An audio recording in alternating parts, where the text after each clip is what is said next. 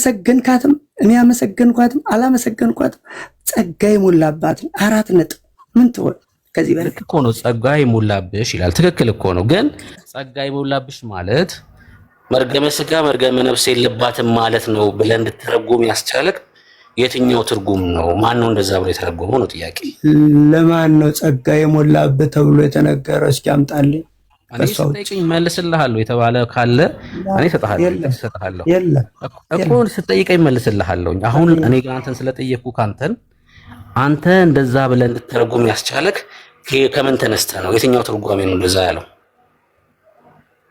እኔ አንደኛ ጴጥሮስ ምዕራፍ 4 ቁጥር 4ን ገለጸውና አንብበው እኔ የት እንዳገኘሁት ልንገርህ እኔ እንዳንተ ከራሴ ተርጉሜ ሳይሆን እሺ ለዚህ ትርጓሜ ነው አንተ መጽሐፍን የሚያስተምሩኝን እንደ ገንዛ ፈቃዴ ሳልተረጉም አባቶቼ ጋር ተምሬ እግራቸው ስር ሐዋርያው ቅዱስ ጳውሎስ እንደተማረው ከገማልያ እግር ስር ቁጭ ብሎ እኔም ከአባቶቼ እግር ስር ተምሬ ያገኘሁት ጸጋ ነው ይሄ ሌላ እንዳይመስል እሺ ምን ላይ ነው እንደዛ ብሎ አባቶች የተረጎሙት እሺ ንገረኝ በየትኛው መጽሐፍ ላይ ነው እንደዛ አስተማሩ የሚያስተምሯችሁን ጠብቃችሁ ያዙት አይልም መጽሐፍ ቅዱስ ይላል ለአንተን ያስተማሩት ማለት አንተን ያስተማሩት በግል አዎ አንተንማ አስተምሩም አልተባረክማ እሺ እዚህ ቁጭ ብለህ ቲክቶክ ላይ ብቻ ቅዱሳን ስትሳደብ ትውላለህ አልተባረክማ እሺ የግሉ ትርጓሜ ነው በቃ ተረዱት በቃ አሁን አባቶች አይደለም መጽሐፍ ሰማኝና በመጽሐፍ ደረጃ ልታሳየን ትችላለህ በመጽሐፍ ይሄን ትርጓሜ ታሳየኛለህ ጸጋ ማለት መርገመ ስጋ መርገመ ነፍስ የሌለባት ማለት ነው ብለህ እንደተረጎምከው በመጽሐፍ ደረጃ ታሳየኛለህ እንደዛ ብሎ ያስተምራል አንተ እስኪ እኔ ስለማላውቀው ተርጉመ ንገረኝ ጸጋ ምን እንደሆነ ከእግዚአብሔር ጸጋ የተሰጠው ሰው ኃጢአት አያደርግም ምንም ነውር የለበትም ምንም ነገር መርገም የለበትም ይሄን ማወቅ አለ ለወደፊትም ብትጠየቅ ይሄ መልስ ሊሆን ይችላል ጸጋው ከበዛለት ሰው ምንም ነገር አይሰናከልም ማለት ይሄ ጸጋ መቼ ነው የተሰጣት ሁለተኛው ጥያቄ ይሄ ጸጋ መቼ ነው የተሰጣት እሷ ከልጅነቷ ከ3 ዓመት ጀምሮ እናት አባቶቿም ሲወልዷት ኃጢአት አልሰራች ቤተክርስቲያን በ3 ዓመቷ እንደተሰጠች መጽሐፍት ይናገራሉ የትኛው ቤተክርስቲያን ዘብር ገብርኤል ቤተ መቅደስ እሱ ቤተ መቅደስ እዚህ አይደለም ኢየሩሳሌም ነው እኛ የለንም የት ነው ቤተ መቅደሱ የትኛው ቤተ መቅደስ ወዳጄ ይኸውልህ ለምትናገረው ነገር እኮ ለምትናገረው ነገር ማስረጃ ነው የጠየቁ አትናደድ የትኛው ቤተ መቅደስ ጥያቄ ነው የጠየቁ የሚያናድድ ነገር የለውም ቤተ መቅደስ ስላልክ አሁን ፌስ ቱ ፌስ እየተመላለስን ነው አይደለ እኔ አሁን አጥጋቢ መልስ ላልሰጠህ እችላለሁ ብያለሁ አጥጋቢ እኔ ከራሴ ተርጉሜ አንዳች ነገር አልናገርም ብያለሁ አባቶቼ የሚነግሩኝን ግን መጽሐፉ በሚለኝ በሚያዘኝ መሰረት አባቶቼ የሚያስተምሩኝን ጠብቄ እሄዳለሁ እኔ ግን እንዳንተ ምዝዝ አድርጌ አንድ ጥቅስ ሌላ ጥያቄ ኢየሱስ ክርስቶስ ለዓለም ሁሉ ነው አይደል የሞተው አዎ ለማርያምስ ሞቶላታል እሷ ዓለም አይደለች ከዓለም ውስጥ አንዱ አይደለች ለማርያምም ጭምር የሞተው ማለት ነው አይደል ተውነቻው ኦኬ ለማርያምም ጭምር ከሞተላት ማርያም በክርስቶስ ሞት መዳን ያስፈልጋት ነበር ማለት ነው አይደል እሺ እኔ ደግሞ ጥያቄህን በጥያቄ ልመልስልህ አይ መልስ ነው የምፈልገው መልስ ነው እኮ ነው የምሰጥህ መልስማ ከሆነስ እሺ ሰማሃለሁ መልስ ከሆነ አብርሃም እግዚአብሔር ሳይሞትለት ድኗል አልዳንም እኔ ይሄ ከሆነ ጥያቄ ከኔ መልስልሃለሁ እኔ መልስልሃለሁ አሁን ግን ለማርያም ኢየሱስ ሞቷል ካልከኝ ያ ማለት በክርስቶስ ሞት ነው የዳነችው ማለት ነው ወይ ጥያቄ አሁን ይኸውልህ እኛ ዓለም ሁሉ የዳነው ከአዳም መርገም ነው እንጂ ከሌላ መርገም አይደለም ይሄን ማሰብ አለ ምንም ችግር የለውም ከአዳም መርገም ድናለች በክርስቶስ ሞት እሷ አዎ ያ ማለት የአዳም መርገም ነበረባት ማለት ነው ተውነቻ እኛ እኮ አምላክ ነች ብለን እኮ እናመልካት ይሄን ማሰብ አለ ተውነች ለሰው ልጆች ሙሉ ከተባለ እንደ ሰው መጠን ለሷም ይገባታል ያ ማለት የአዳም መርገም ነበረባት ማለት ነው አይደል የአዳም መርገም እሷ ላይ አይሰራም።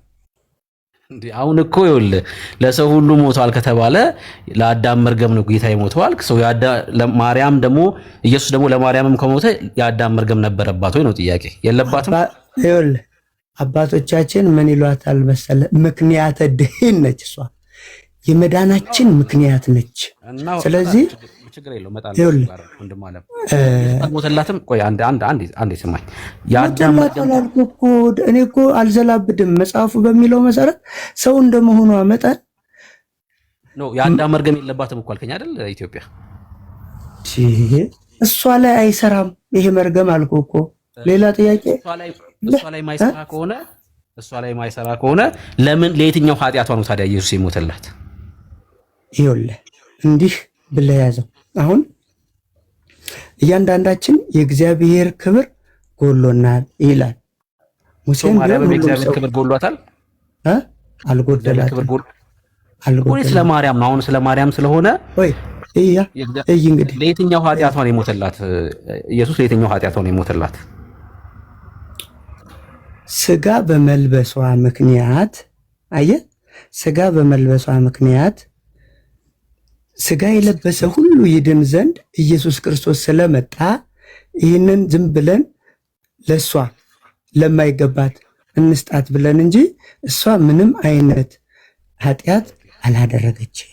ያልተሳሳተችው ይነገርላት ተብሎ እንጂ ኃጢአት ሰርታ አይደለም ነው። እንደው ይነገርላት ተብሎ ነው እንጂ ኃጢአት ሰርታ ወይ ደግሞ ኃጢአት ኑሮባት መርገም ምንም አይነት ኃጢአት የለባት። ኢየሱስ ክርስቶስም እኮ ለምሳሌ ኢየሱስ ክርስቶስ የኛን ስጋ ለበሰ አይደል እንዴ? ኢየሱስ ክርስቶስ ቆይ አዳምጠኝ። ኢየሱስ ክርስቶስ ይሄ ነገር ይገባዋል እንዴ? አይገባውም። ስለዚህ ለሷም አይገባትም። ያልተሳሳተው አዳም ኢየሱስ ክርስቶስ ነው ለለበሰው ስጋ ምክንያት። ያልተሳሳተችው ሔዋን ደግሞ እናታችን እመቤታችን ቅድስት ድንግል ማርያም ነች። ያው ለክርስቶስ ኢየሱስ የባሪያ መልክ መያዝ አይገባውም እንኳን ብትል አምላክ ስለሆነ ነው። እሷ ግን በቃ ሰው ናት። ምንም ከሰው የተለየች አይደለችም። ከሴቶች የተለየሽ ይላታል እንዴ መጽሐፍ ቅዱሱ? ከሴቶች የተለየሽ አይላትም። እስኪ ጥቅስ ስጠኝ እንደዛ የሚልበት እዛው ላይ ሉቃስ ላይ አይደለም። ቁጥር ስንት ላይ ነው እንደዛ የሚለው? ከሴቶች የተለየሽ ሉቃስ ላይ አንብበው አልኩ። ቁጥሩን ስላልያዝኩት ነው እንጂ አንቺ ከሴቶች ተለይተሽ የተባረክሽ ነሽ ይላታል። አይለም እንደዛ ከሴቶች መካከል የተባረክሽ ነሽ ነው የሚለው። እና ከሴቶች መካከል የተባረክሽ ነሽ ማለት ምን ማለት ነው? በቃ ጌታን በስጋ ስለወለደች ነው፣ ሌላ ለምንም አይደለም። ግዕዙ ላይ እንደውም ምን ይለዋል መሰለ? ግዕዙ ላይ ከሴቶች ተለይተሽ የተባረክ። አሁን መጽሐፍ ማተሚያው በእጃችን ነው ብለን እንጠነቋቁላለን። ሌላ ጥያቄ ካለ በቃ ከሴቶች እንደፈለክ ተርጉሞ ከሴቶች መካከልም በለው ከሴቶች ተለይተሽም በለው ያው ነው፣ አንድ ነው ትርጓሜው እንደፈለክ። አናመልካትም ብለህ ነበር አይደል? አዎ። አታመልከታትም ማርያምን አንተ? በፍጹም። እሺ አሁን በደንብ ስማኝ፣ ጥያቄ በደንብ አስተውለ ስማ። እሺ ለማርያም የማታደርገው በድርጊት ለእግዚአብሔር ብቻ ለአምልኮ የምታደርገውን አንድ ነገር እስኪ ንገረኝ። ይሄን ለማርያም አላደርግም ለእግዚአብሔር ብቻ ነው የማደርገው የምትለውን አንድ ነገር እስኪ ንገረኝ በድርጊት።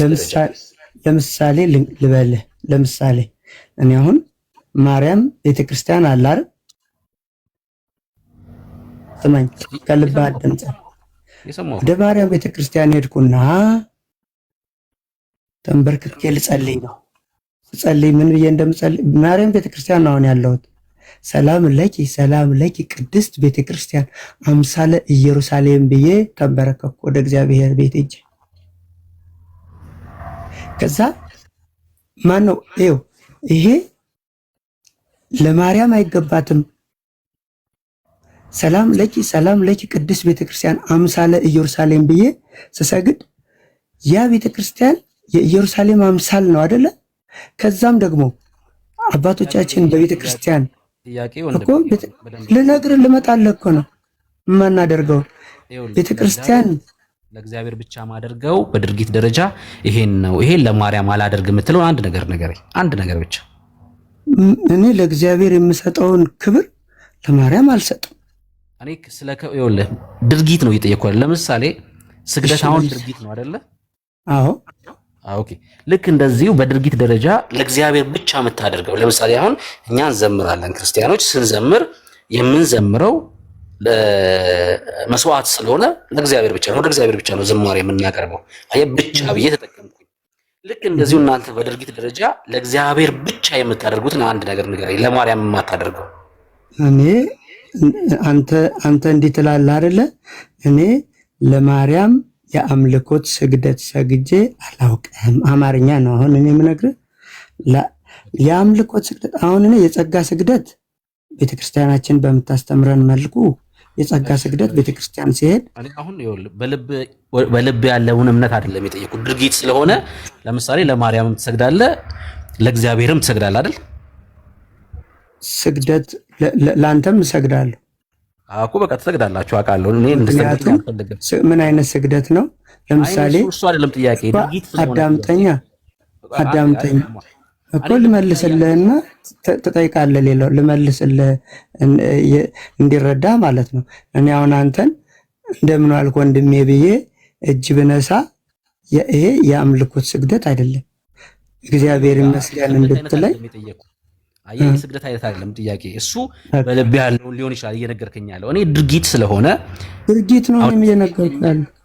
ያው ለምሳሌ እኛ ለእግዚአብሔር ብቻ ነው ምን ሰግደው። አየህ ብቻ አልኩኝ። አየህ ለፍጡር አንሰግድም እኛ። ለምሳሌ በድርጊት ደረጃ ይኸው ስግደትን ለእግዚአብሔር ብቻ እናቀርባለን። ልክ እንደዚሁ በድርጊት ደረጃ አንተ ለእግዚአብሔር ብቻ የምናደርገው ይሄን ነው ብለህ እስኪ ንገረኝ። ይኸውልህ ለእግዚአብሔር ብቻ የምናደርገው ለምሳሌ ቤተክርስቲያን፣ እያንዳንዱ ቤተክርስቲያን አለ ለእግዚአብሔር ብቻ የምናደርገው። እያንዳንዱ ቤተክርስቲያን አዳምጥ፣ እያንዳንዱ ቤተክርስቲያን ጸሎት ቅዳሴ ሲቀደስ በማርያም ስም ነው ወይስ በእግዚአብሔር ስም ነው? ይሄን ብቻ መልስልኝ። አሃዱ አብ ቅዱስ፣ አሃዱ ወልድ ቅዱስ፣ አሃዱ ውእቱ መንፈስ ቅዱስ ተብሎ ነው እንጂ ቅዳሴ የሚጀመረው በማርያም ስም ይጀመራል እንዴ? ቅዳሴም ቢሆን ለምሳሌ ወልድ ቅዳሴም ቢሆን ከ14ቱ ቅዳሴዎች መካከል ቅዳሴ አንደኛው ቅዳሴ ማርያም ነው አይደል? አለቀ። ይኸውልህ ቅዳሴ እንኳን ቢሆን ቅዳሴ ማርያም የቅዳሴ ማርያምና የእግዚአብሔር አንድ ነው። ምንድነው ልዩነቱ? ዞሮ በቅዳሴም እሷ ውዳሴ ነው የሚባለው። አያ እኔ ድርጊት ነው የጠየቅኩህ፣ ድርጊት ነው። አሁን ስለ ልብ ባለው እምነት አይደለም። አየህ በድርጊት ደረጃ በኢትዮጵያ ኦርቶዶክስ አንድም ሰው ለእግዚአብሔር ብቻ የምናደርገው ይሄን ነው ብሎ ሊነግሩን የሚችሉት አንድም ነገር የላቸው። በድርጊት ደረጃ እኮ ነው። በድርጊት ደረጃ ማርያምን አናመልካትም አልኩህ። አምልኮ ለእግዚአብሔር ብቻ በልብ ነው። አምልኮ በልብ ነው። ድርጊት ግን የሚታይ ነገር ነው። ለምሳሌ ምን ማለት ነው? ዝማሬ እኛ ማርያም አምላክ ነች ብሎ የሚሰብክልህ አንድ ኦርቶዶክሳዊ ካለ እኔ አሁኑኑ መጽሐፍ ላሳይህ አምላክ ነች ተብሎ የተጻፈበትን እሱ አንተ እንደፈለክ ልትጽፈው ትችላለህ። ይሄ ምክንያቱም እኔ አሁን አንተ የምታነበው መጽሐፍ እኔ ስላለኝ ቁጥሩንና እንትኑን ስጠኝና አነበዋለሁ፣ መረምራለሁ። ሰው ነኝ፣ አይምሮ አለኝ። መጽሐፍ ብቻ አምላክ ናት ብላችሁ የጻፋችሁበትን ላሳይ እችላለሁ። አምላክ ናት ብላችሁ አንተ ጽፈው ካልሆነ በፍጹም ይሄ ላሳይህ ወይ? ይኸውልህ ወንድሜ አንድ ነገር ልንገርህ፣ የማይሆን ነገር ለሰው መለጠፍ ተገቢ አይደለም። አንተ አሁን ይኸውልህ እኔ ስለ መጽሐፌ ሳታይ ጽፈህ ነው እያልክ በድፍረት ነው የምትናገረው። በድፍረት ማለት ነው። በድፍረት ልበ ሙሉ ሆኜ ፈቃደኛ ካልሆንክ ወደ ቀጣዩ ጥያቄ እንሂድ። ወደ ማርያም ትጸልያለህ? ወደ ማርያም ትጸልያለህ? ምን ማለት ነው? ትጸልያለህ ወይ? ወደ ማርያም ጸሎትን ወደ ማርያም ታቀርባለህ ወይ? ጸሎቴን?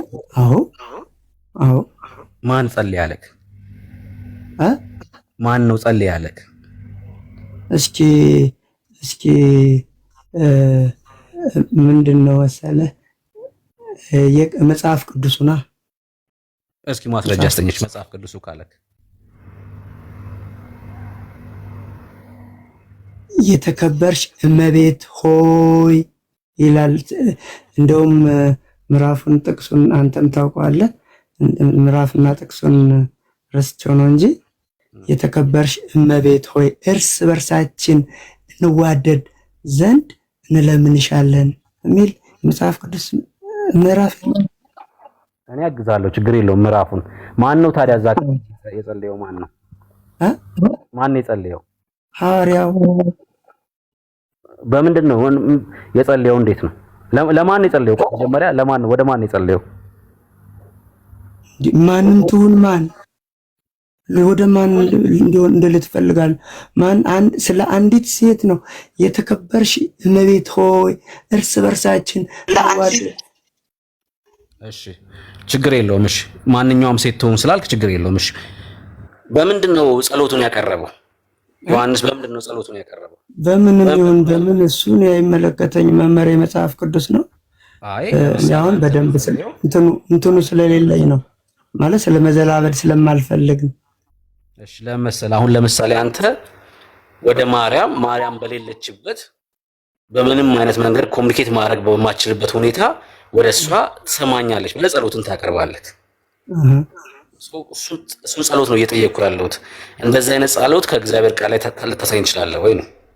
እስኪ ኦሪት ዘጸአት ምዕራፍ 32:12ን ግለጸው። ምን ይላል? ሙሴ ወደ እግዚአብሔር ሲለምን ነው እዛ ክፍል ላይ የምንመለከተው እኮ።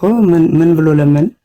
አይ እኔ ወደ እግዚአብሔር የሚደረግ ልመናን አይደለም የጠየቅኩ፣ ወደ ፍጡር የተደረገ ልመናን ነው እኮ። ወደ ፍጡር እኮ ላሳይ ነው እዛው ላይ። ለምሳሌ ምንድነው ያለው? ይህንን ሕዝብ አጠፋዋለሁ ብለኸኛል። እግዚአብሔር እንደዛ አለ። አዳምጠኛ ሙሴ ይህንን ሕዝብ አጠፋዋለሁ ብለኸኛል። ይህንን ሕዝብ አጠፋዋለሁ ስላልከኝ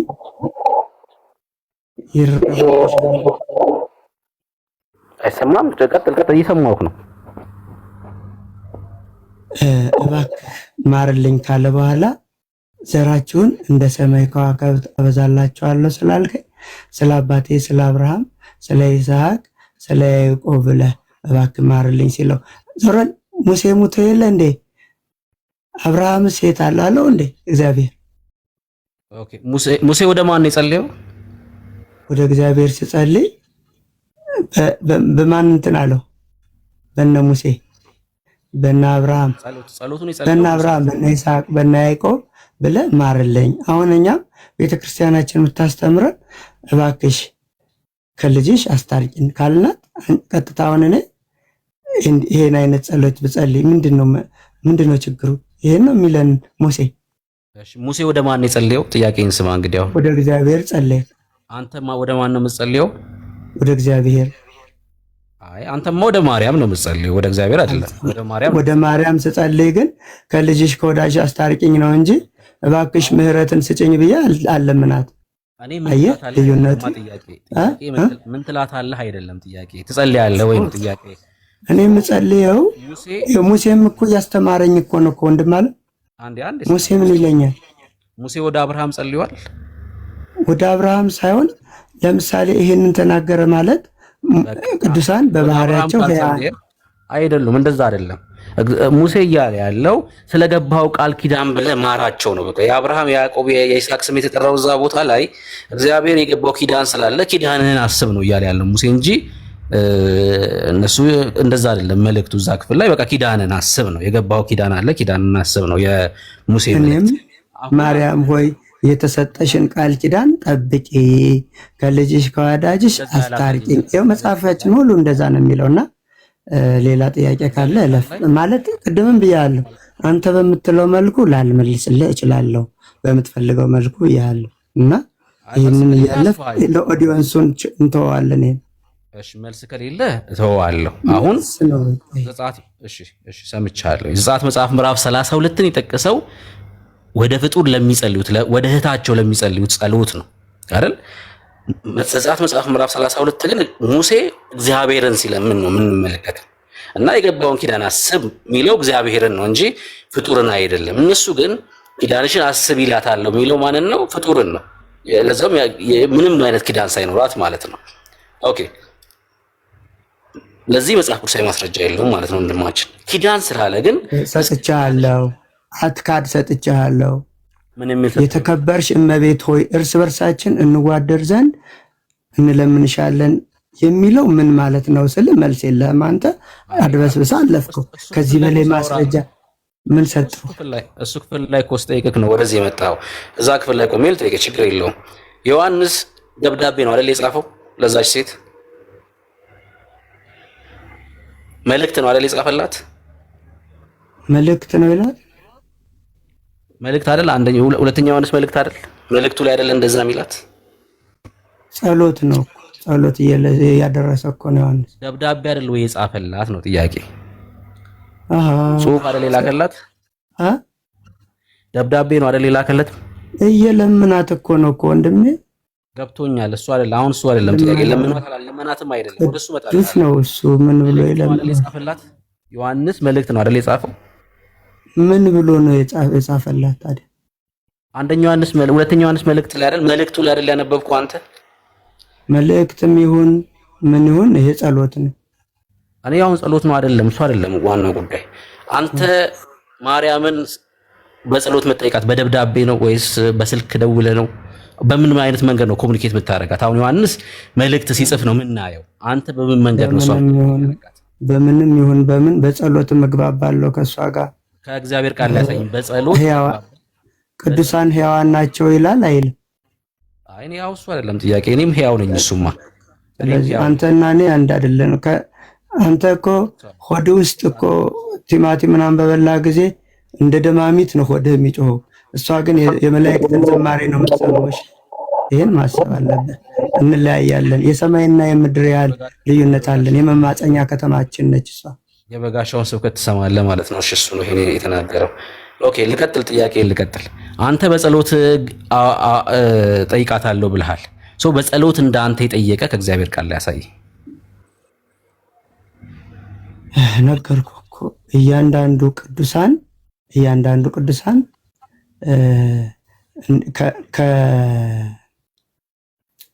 እርስ በራሱ ተከባብሮ እንዴት ወደ እግዚአብሔር እንደደረሰ። እንደውም ኤልሳ እኮ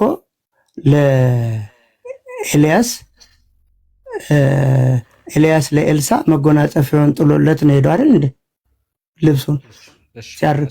እሷ ሌላ ሐሳብ ላይ ገባ መልስ ስለሌለ የመጨረሻ ጥያቄ ልጠይቅና ወደ ሌሎች ታጋ ትደርብኝ ብሎታል አላለውም? ሲሄድ ቅዱሳን ይከባበራሉ ላልከው እውነት ነው። ያው ለምሳሌ እኔና ዳኒ እንከባበራለን። እኔም ዳኒም እናንተ ቅዱሳን ናችሁ። አታውቅም እንዴ? እስከዛ ተባረክ። ቅዱሳን ወይዬ ራሱን ከፍ ከፍ የሚያደርግ ይዋረዳል ነው የሚለው መጽሐፍ ቅዱስ። አንተ ቅዱስ አይደለህም አይደል? እኔ በቸርነቱ ይምረኛል ብዬ የማስብ ደካማና ምስኪን ፍጡር ነኝ እኮ። ቅዱስ አይደለህም አይደል? ጻድቅ አይደለህም። እኔ አይደለሁ እና ምንድን ነው በቸርነቱ ምህረትን የምለምን? ይኸውልህ እኔ ኢየሱስ ክርስቶስ አዳነኝ ከአዳም መርገም ነው እንጂ ከአዳም በደል ነው እንጂ ወንድሜ ኢየሱስ ክርስቶስ አዳነኝ የሚል ከአዳም መርገም ነው እንጂ አሁንም እንደፈለኩ ኃጢአትን እየሰራሁ አሁንም እንደፈለኩ ዕለት በንስሐ የመመላለስ ውድቀቴን እንደ ቅዱስ ዳዊት ማለት ነው ውድቀቴን ድካሜን የማውቅ አሁን ዕለት በንስሐ መመላለስ ጥሩ ነው። እሱ አይደለም እኮ አሁን እሱን አልተቃወምኩም። እንደፈለኩ ኃጢአት ያልከው ማን እንደፈለገ ኃጢአት እንደሚሰራ አላቅም። እንግዲህ ለምን እንደዛ እንደተናገርክ አላቅም። ግን አሁን አንተ ቅዱስና ጻድቅ ነህ ወይስ አይደለም ነው ጥያቄ። አይደለሁም። እና ምንድን ነህ? እኔ ጎስቋላ ኃጢአተኛ ደካማ እና እኮ ኢየሱስ ለአንተ እኮ ነው የሞተልህ። ታዲያ አምናለሁ። ለደካማው ለኃጢአተኛው ለጎስቋላው እኮ ነው ኢየሱስ የሞተው። ግን ጽድቄን የማውቀው እኔ ሳልሆን በሰራሁት ስራ መጠን የዘራሁትን ሳጭድ ያኔ በመጨረሻው ሰዓት አንተ ብራብ አላበላኸኝም፣ ብጠማ አላጠጣኸኝም ብሎ ነገ ሊያበጥረኝ ይችላል። እኔ አላውቅም። ይህንን አሁን መልስ አልሰጥም። ምክንያቱም ኃጢአተኛና ደካማ ሰው ስለሆንኩ በሰራሁት ስራ አሁን እኮ ምን ተጋጨብህ መሰለህ? አንድም የጽድቅ ስራ ስለሌለኝ ነው ወንድሜ። እሺ ይቅርታ እኮ ምን ተጋጨብህ መሰለህ? አሁን ለምሳሌ ኃጢአተኛ ነኝ ደካማ ነኝ ካልክ ኦልሬዲ በቃ የት እንደምትገባ እየነገርከኝ ያለው ለምን መሰለህ?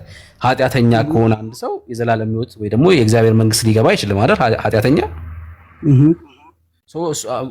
የፍርዱን ቀን መጠበቅ አይጠበቅብህም። ኦልሬዲ እየነገርከን ነው። አንድ ሰው ኃጢአተኛ ከሆነ በድካም ውስጥ ማለት በጨለማው መንግስት ውስጥ ካለ ኦልሬዲ በቃ የዘላለም ሕይወት ሊኖር አይችልም። ለዛ ነው ኢየሱስ የሚያስፈልጋችሁ ብለን ምን ነግራችሁ ይኸውልህ አንተ ሮሜ 8:34 ላይ ወንድምና ተጠቅሰልኛለህ ችግር የለም ትጨርሳለህ። ሮሜ 8:34 ላይ የሚያጸድቅ ማን ነው? የሚኮንንስ ማን ነው? አንተ ኃጢአተኛ በለው። ስለዚህ የሚያጸድቅ እግዚአብሔር ስለሆነ እኔ በራሴ ጊዜ ጻድቅ ነኝ። ራሴን በመጻደቅ ከንቱ ውዳሴ ይሆንብኛል። ስለዚህ ከኔ የሚጠበቀው ምንድነው? የአቅሜን በጎ ስራ ለመስራት ዕለት ዕለት መትጋት ነው እንጂ ጻድቅ ያለው ምናምን ብዬ ራሴን አልኮፈስም። እሺ ወንድም ይቅርታ አድርግልኝ። እሺ አሁን እኔ እንደው የመጨረሻ ልበልና ወንድሞች ሚሉ ካሉ እነሱ አትሰማም። እኔ ለምን እንደሆነ አላውቅም፣ ወይ ወጥቼ እገባለሁ። እሺ ኮሜንት ላይ በተደጋጋሚ ነው አትሰማም የሚል ኮሜንት ያለው። እኛ አሁን ለምሳሌ እኔም ዳኒም ሜላም ጻድቅ ነን ስንል ማለት ነው በስራችን ብርቱ ነን እያልን አይደለም። እሺ ብርቱ የሆነ ጌታ አለን ነው እያልን ያለ ነው። እሱን ነው ማሰብ መቻል ያለብህ። እንደው የተሻለ ህይወት ከሌሎቹ ስላለን ነው እኛ እሱ ነው መመጻደቅ የሚባለው። እኔ ብርቱ ስለሆንኩኝ በእግዚአብሔር ፊት ነውር አልባ ነኝ ጻድቅ ነኝ ብዬ ብናገር ነው ትምክት የሚሆነው። አየህ እኛ ግን ጻድቅ ነን ስንል በክርስቶስ ኢየሱስ ሆነን ከእግዚአብሔር ፍርድ አምልጠናል። የክርስቶስ ደም ነውር አልባ አድርጎናል፣ አጽድቆናል እያልን ያለ ነው። ለዛ ነው ጳውሎስ በአንደኛ ቆሮንቶስ መጽሐፍ ላይ ሲናገር ይሄን ጥቅስ እንደው ቤትም ሂደህ ብታነበው ብዬ ነው ብትይዘው ጥሩ ነው። እሺ አንደኛ ቆሮንቶስ መጽሐፍ ምዕራፍ 6 ላይ እንደዚህ ይላል። ይኸውልህ አንደኛ ቆሮንቶስ 6 እሺ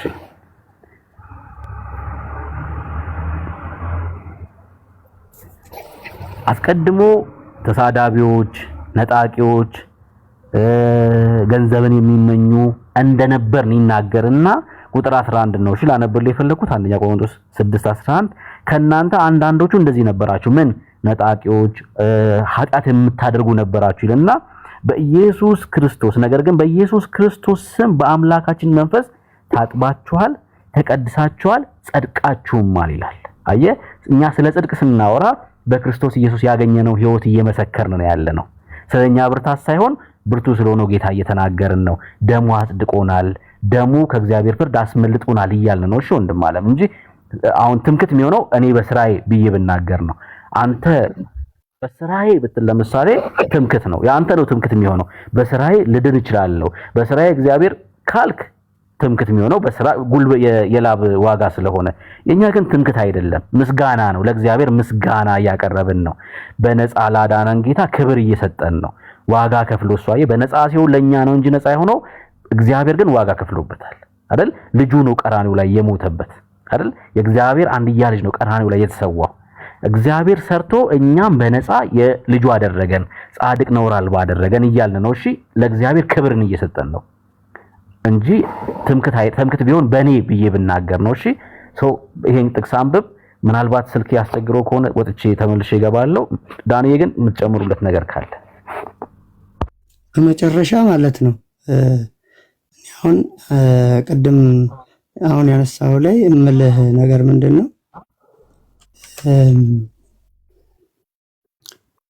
በጸጋው ድኛለሁ ብዬ ዝም ብዬ አርፌ እጄን አጣጥፌ በቀመጥ ዳንኩ ጸደቅኩ ማለት አይደለም እያልኩ ያለሁት ማለት እንድትረዳኝ ምንድነው? በተቻለ መጠን መጾም፣ መጸለይ፣ ከዝሙት ከስካር መራቅ፣ እነዚህ ነገሮች በተቻለ አቅም ሰውነህና ለሰው ልጅ ኃጢአት ስለሚስማማው አሁን እያንዳንዱ የሁሉ እንደፈለኩ ያግበሰበስኩ በፊንጢጣ እስኪገለበጥ እየበላው እየጠጣው አይ ድኛለሁ በቃ በጸጋው ይሄ ኃጢአት ነው። ጉስቁልና ነው፣ መዋረድ ነው። ስለዚህ ከነ ድካሜ የምሰራውን ኃጢአት እንዲደመስስልኝ ግን በንስሐ እየተመለስኩ በአቅሜ ነገ በጎ ስራ ለመስራት እታትራለሁ ለማለት ነው እንጂ ኢየሱስ ክርስቶስ አልሞተልኝም የእሱን ዋጋ ለማሳጣት ብዬ አይደለም። ግን ያን ያደረገው ድሮ የሰው ልጆች በኩነኔ ማለት በመርገመ ዘመን በኦሪት ዘመን ማለት ነው። በዛን ጊዜ የተደረገው ያ የሙሴ ሕግ ተሻሽሎ አሁን ኢየሱስ ክርስቶስ ከመጣ በኋላ የተደረገው ያ መልካም ስራ ከአዳም በደል አድኖናል፣ ከአዳም ኃጢአት አድኖናል። ስለዚህ ወደ ገነት ተመልሰናል ነው እንጂ ከዛ ያ ተመለሰ ተብሎ ግን ከአሁን በኋላ ኃጢአት እንዳትሰሩ እያለ ብዙዎችን እየፈወሰ ሲልክ ኢየሱስ ክርስቶስ እናያለን። እና ያለ ማለት ፈልጌ ነው። እሺ ወንድም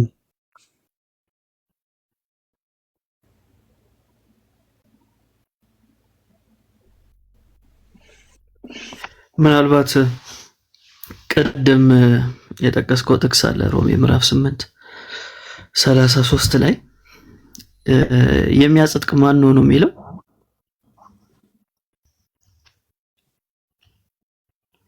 ኢትዮጵያ የሚያጸድቅ ማን ነው? የሚኮንንስ ማን ነው? የሞተው የሚያጸድቅ ማን ነው? ይልቁንም ከሙታን የተነሳው ኢየሱስ ክርስቶስ ነው። ስለዚህ ራሴን እንደ ጻድቅ ላይ ከንቱ ነኝ። የሚያጸድቀው ማን ነው ያልኩት? እዛ ጥቅስ ላይ የሚያጸድቀው ጥቅሱ ላይ የሚያጸድቀው ማን ነው? ኢየሱስ ክርስቶስ። በጣም አሪፍ። ስለዚህ ኢየሱስ ክርስቶስ አጽድቋል። በምን አውቃለሁ? ይኸው የሚያጸድቅ እግዚአብሔር ነው ይላል። ስለዚህ እኔ አሁን እግዚአብሔር ነው አንተ ጻድቅ ነህ አንተ ኃጢአተኛ ነህ የሚለኝ እንጂ እኔ ራሴ ጻድቅ ነኝ ራሴ እንደዚህ ኃጢአተኛ ነኝ ብዬ ጥቅሱ የሚለው የሚያጸድቅ እግዚአብሔር ነው አይደል የሚለው? አዎ። ስለዚህ እግዚአብሔር የሚኮንን እግዚአብሔር ነው አይልም ወዳጄ። የሚያጸድቅ እግዚአብሔር እሺ፣ አሳየኝ። ምኑ ጋር ነው የሚኮንን እግዚአብሔር ነው? 8:34 አንበው። የሚያጸድቅ ማን ነው? የሚኮንንስ የሚያጸድቅ ማን ነው ወዳጄ? መጀመሪያ መጽሐፉን አንብበው በማርያም። መጽሐፉን እያየሁት ነው እያወሩ ያሉት። አንተ እያየሁ አይደለም፣ በቃል ነው እያልክ ያለው። በቃል አይደለም፣ እኔ መጽሐፉን ይዤዋለሁ አለኝ። አንብበው። እሺ፣ ምንድን ነው የሚለው? ቁጥር 33 አንብበው። የሚኮንንስ ማን ነው? የሞተው ይልቁን እኔ ጋር ያለው መጽሐፍ እንደዛ ነው የሚለው። የሞተው ይልቁንም ከሙታን ተለይቶ የተነሳው ይላል። ስለዚህ አጽዳቂና ኮናኝ ኢየሱስ ክርስቶስ እንጂ እኔ አይደለሁም ነው መልስ። ከፍታ አሳየን መጽሐፍ። እሺ ጠብቀኛ እንዴት አድርገህ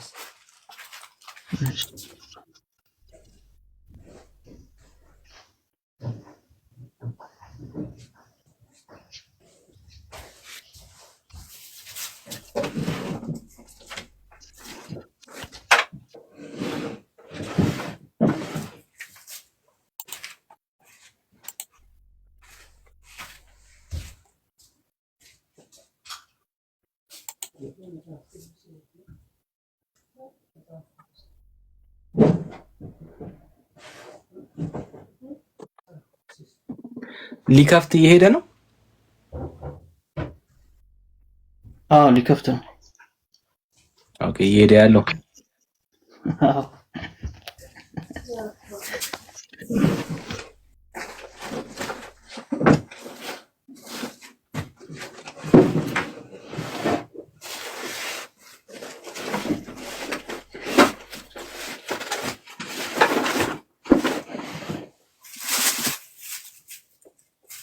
ያረጋችሁ ኢትዮጵያ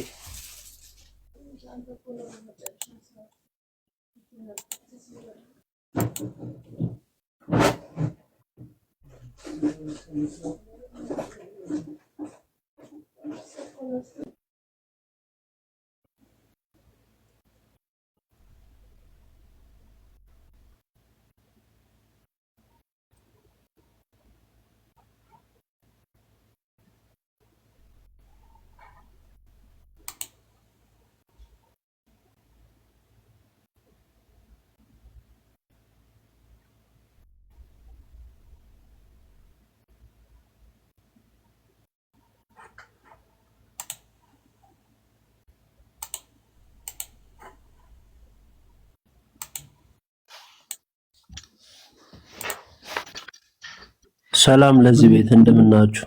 ምናልባት ገብተዋል መክፈት ምን እንደሆነ ታልተረዳ እንዳይሆን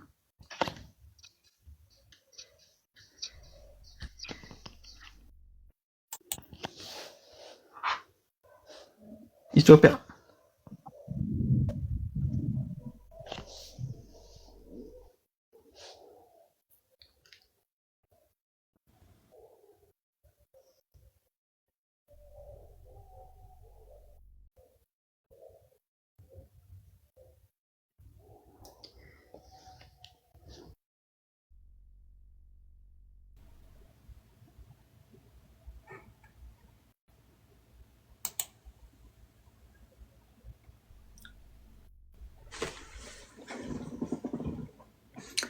ወዳጃችን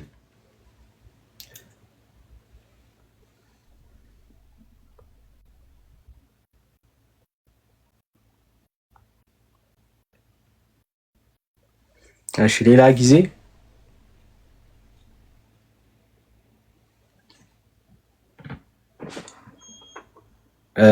ላለማዋሸት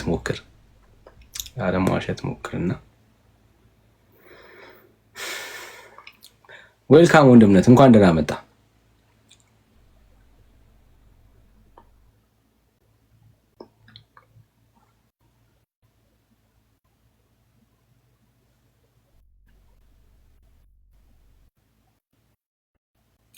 እሺ የምሻ እሺ ጆ ከየት ቤተ እምነት ነህ? ሰላም ዳኒ እንዴት ነህ? አለን ሁሉ ሰላም እግዚአብሔር ይመስገን። ሁላችሁንም ሰላም ብያለሁ።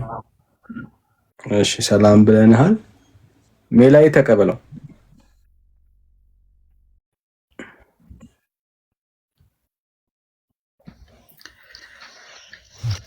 እሺ ጆ እንዴት ነህ? ሜሎስ እንዴት ነህ? ሰላም አለን እግዚአብሔር ይመስገን። እግዚአብሔር ይመስገን አለን። እሺ ስለ የቅዱሳን ምልጃ የነገረ ማርያምን እያነሳን ያለ ነው። ያኔ ዛሬ ነገረ ማርያም ላይ ነው ፎከስ እያደረኩ ያወራሁትና ለማርያም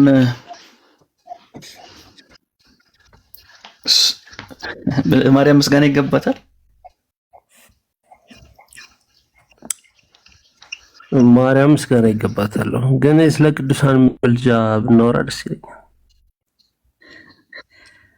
እስኪ ቆይ ስለ ማርያም ከቅዱሳኑ በላይ ስለሆነችው ስለ ማርያም እናውራ። መጀመሪያ ለማርያም ምስጋና ይገባታል ብለኛልና እንደ ኢትዮጵያ ኦርቶዶክስ ተዋሕዶ ቤተክርስቲያን ትምህርት መሰረት ለማርያም ስንት ፐርሰንት ነው ምስጋና የሚገባት?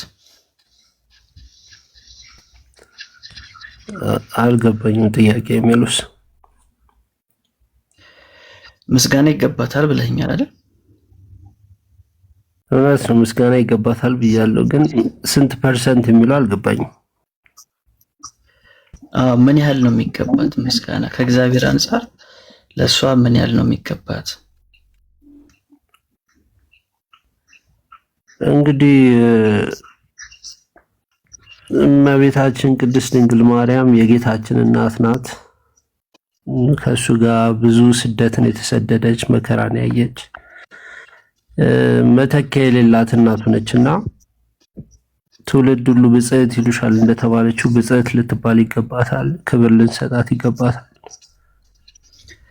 ያምናለሁ። በፐርሰንቴጅ ለማስቀመጥ ይከብደኛል ሜሎስ። ኦኬ እሺ ይህን ጥያቄ ያነሳሁት ዝም ብዬ አይደለም። ምክንያቱም በኢትዮጵያ ኦርቶዶክስ ቤተክርስቲያን ትምህርት መሰረት ለማርያም ከእያንዳንዱ ምስጋና ላይ ሲሶ ይገባታል ይላል። ሲሶ ምን ማለት እንደሆነ ታውቃለህ?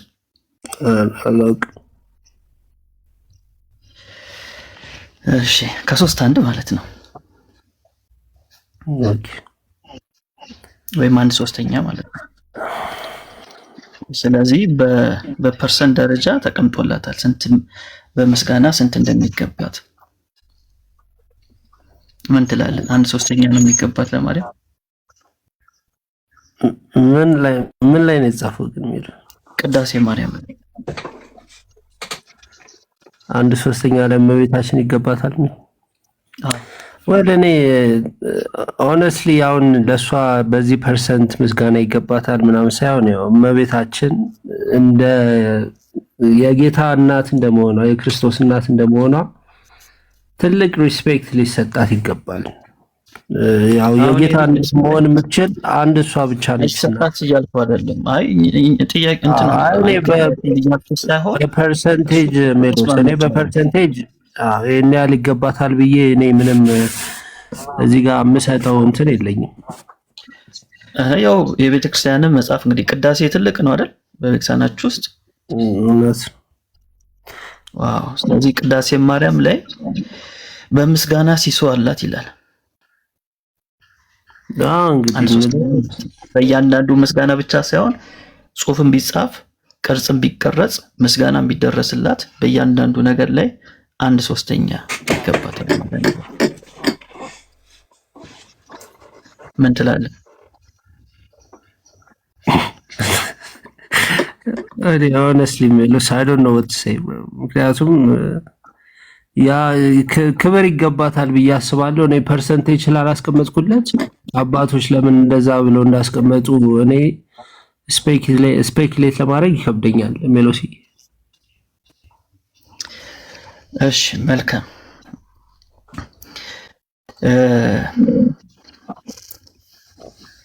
እሺ ጥሩ። እሺ እንድታስብበት ግን ጥሩ ነው። እሺ ማርያም መድኃኒት ትባላለች?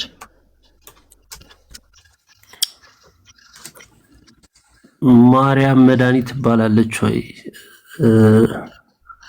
በምን መልኩ? ምክንያቱም ቅዱስ ጳውሎስም መድኃኒት ተብሏል።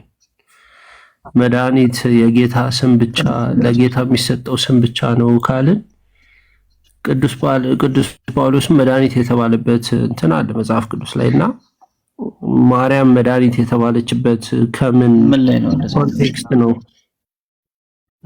ምን ላይ ነው ጳውሎስ እንደዛ የተባለው? ጳውሎስ መድኃኒት የተባለው ከምን አንፃር ነው? ምኑ ጋር? የሐዋርያት ሥራ ምዕራፍ 13 ላይ ምዕራፍ 13 ቁጥር 46 ጀምሮ ላይ ብናነበው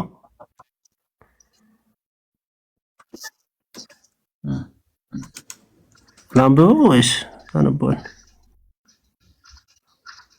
አንብብ። እሺ የሐዋርያት ሥራ ምዕራፍ 13 ቁጥር 46 ጀምሮ እንደዚህ ይላል። ጳውሎስና በርናባስም ገልጠው የእግዚአብሔርን ቃል አስቀድመን ለእናንተ ይነገር ዘንድ ያስፈልጋል፣ ከገፋችሁን የዘላለም ሕይወት እንዳይገባችሁ በራሳችሁ ከፈረዳችሁ ግን እነሆ ወደ አሕዛብ ዘወር እንላለን፣ እንዲሁ ጌታ እስከ ምድር ዳርቻ ድረስ ለማዳን ትሆን ዘንድ ለአሕዛብ ብርሃን አድርጌያለሁ ብሎ አዞናልና ይላል። እስከ ምድር ዳርቻ ድረስ ለማዳን ትሆናለህ፣ ለመድኃኒት ትሆናለህ እያለ ነው።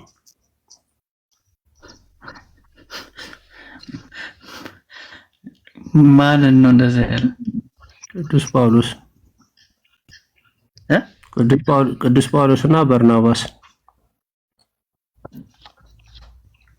እዚህ ጋር የሚለው ጳውሎስን ነው መድኃኒት የሚለው። እዚህ ጋር መድኃኒት የሚለው ከየት ነው ያመጣው? እዚህ ጋር ያው 46 ላይ ጳውሎስና በርናባስ ገልጠው የእግዚአብሔር ቃል አስቀድመን ለእናንተ ይነገር ዘንድ ያስፈልጋል እያሉ ቅዱስ ጳውሎስ እየተናገረ ነው። ቅዱስ ጳውሎስና በርናባስ እየተናገሩ ነው። እና እንዲሁ ጌታ እስከ ምድር ዳርቻ ለማዳን ትሆን ዘንድ ለአሕዛብ ሁሉ ብርሃን አድርጌያለሁ ብሎ አዞናልና አሉ። ምኑ ጋር እኮ ታዲያ? እዚህ ጋር የቱ ጋር ነው ጳውሎስ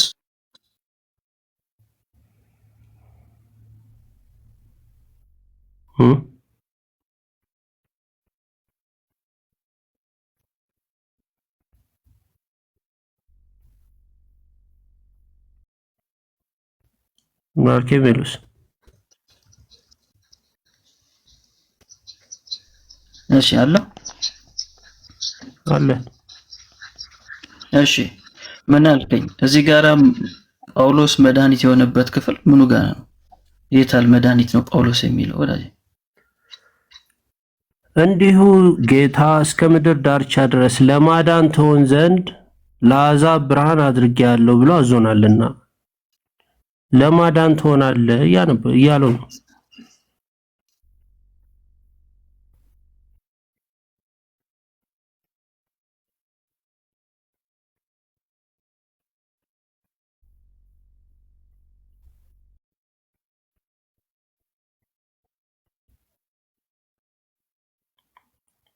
አለሜሉስ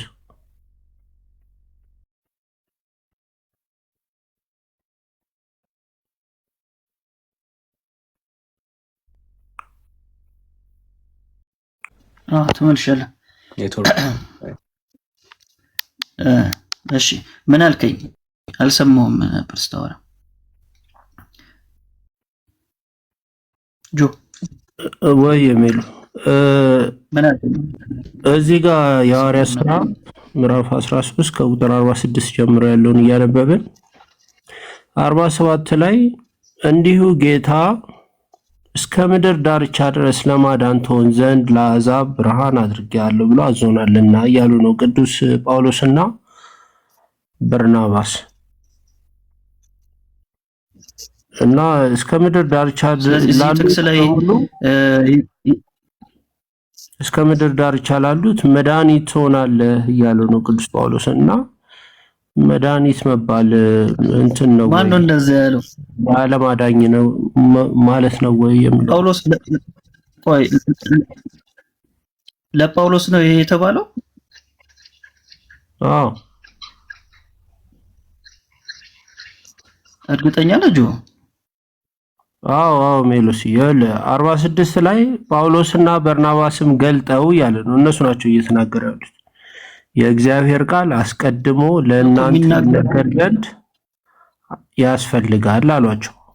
ከገፋችሁንና የዘላለምን ሕይወት እንዳይገባችሁ በራሳችሁ ከፈረዳችሁ ከገፋችሁን በትክክል አንብበው ጆይ፣ በትክክል አላነበብኩም። ከገፋችሁን አይደለም የሚለው።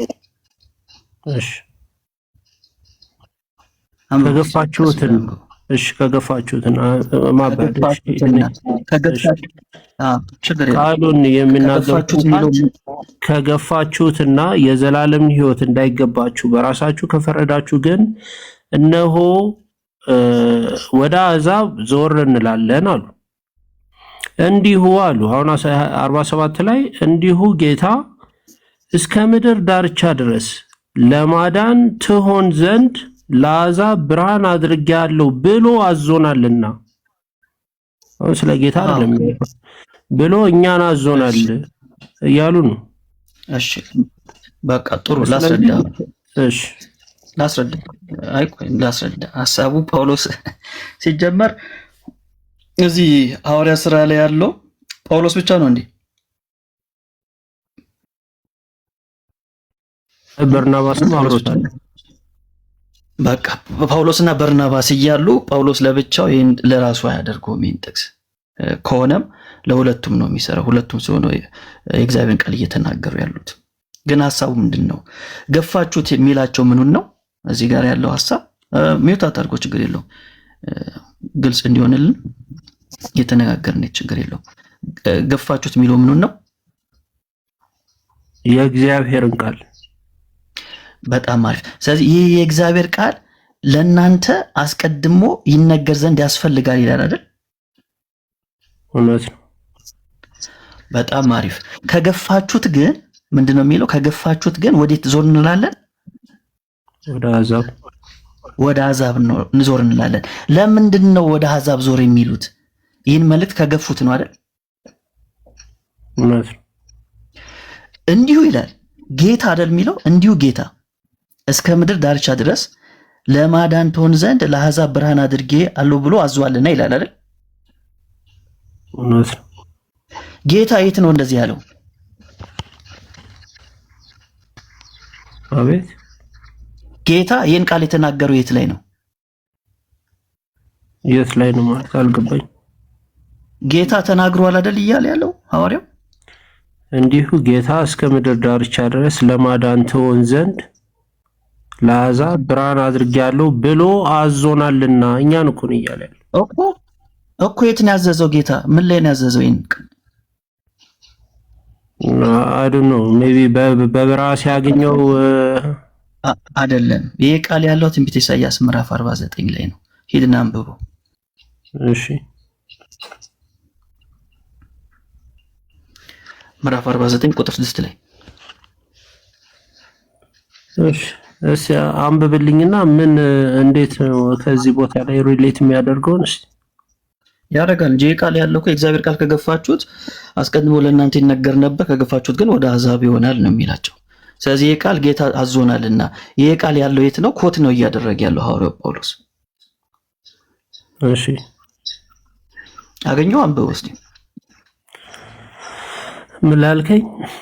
ትንቢተ ኢሳይያስ ምዕራፍ 49 ቁጥር 6 ላይ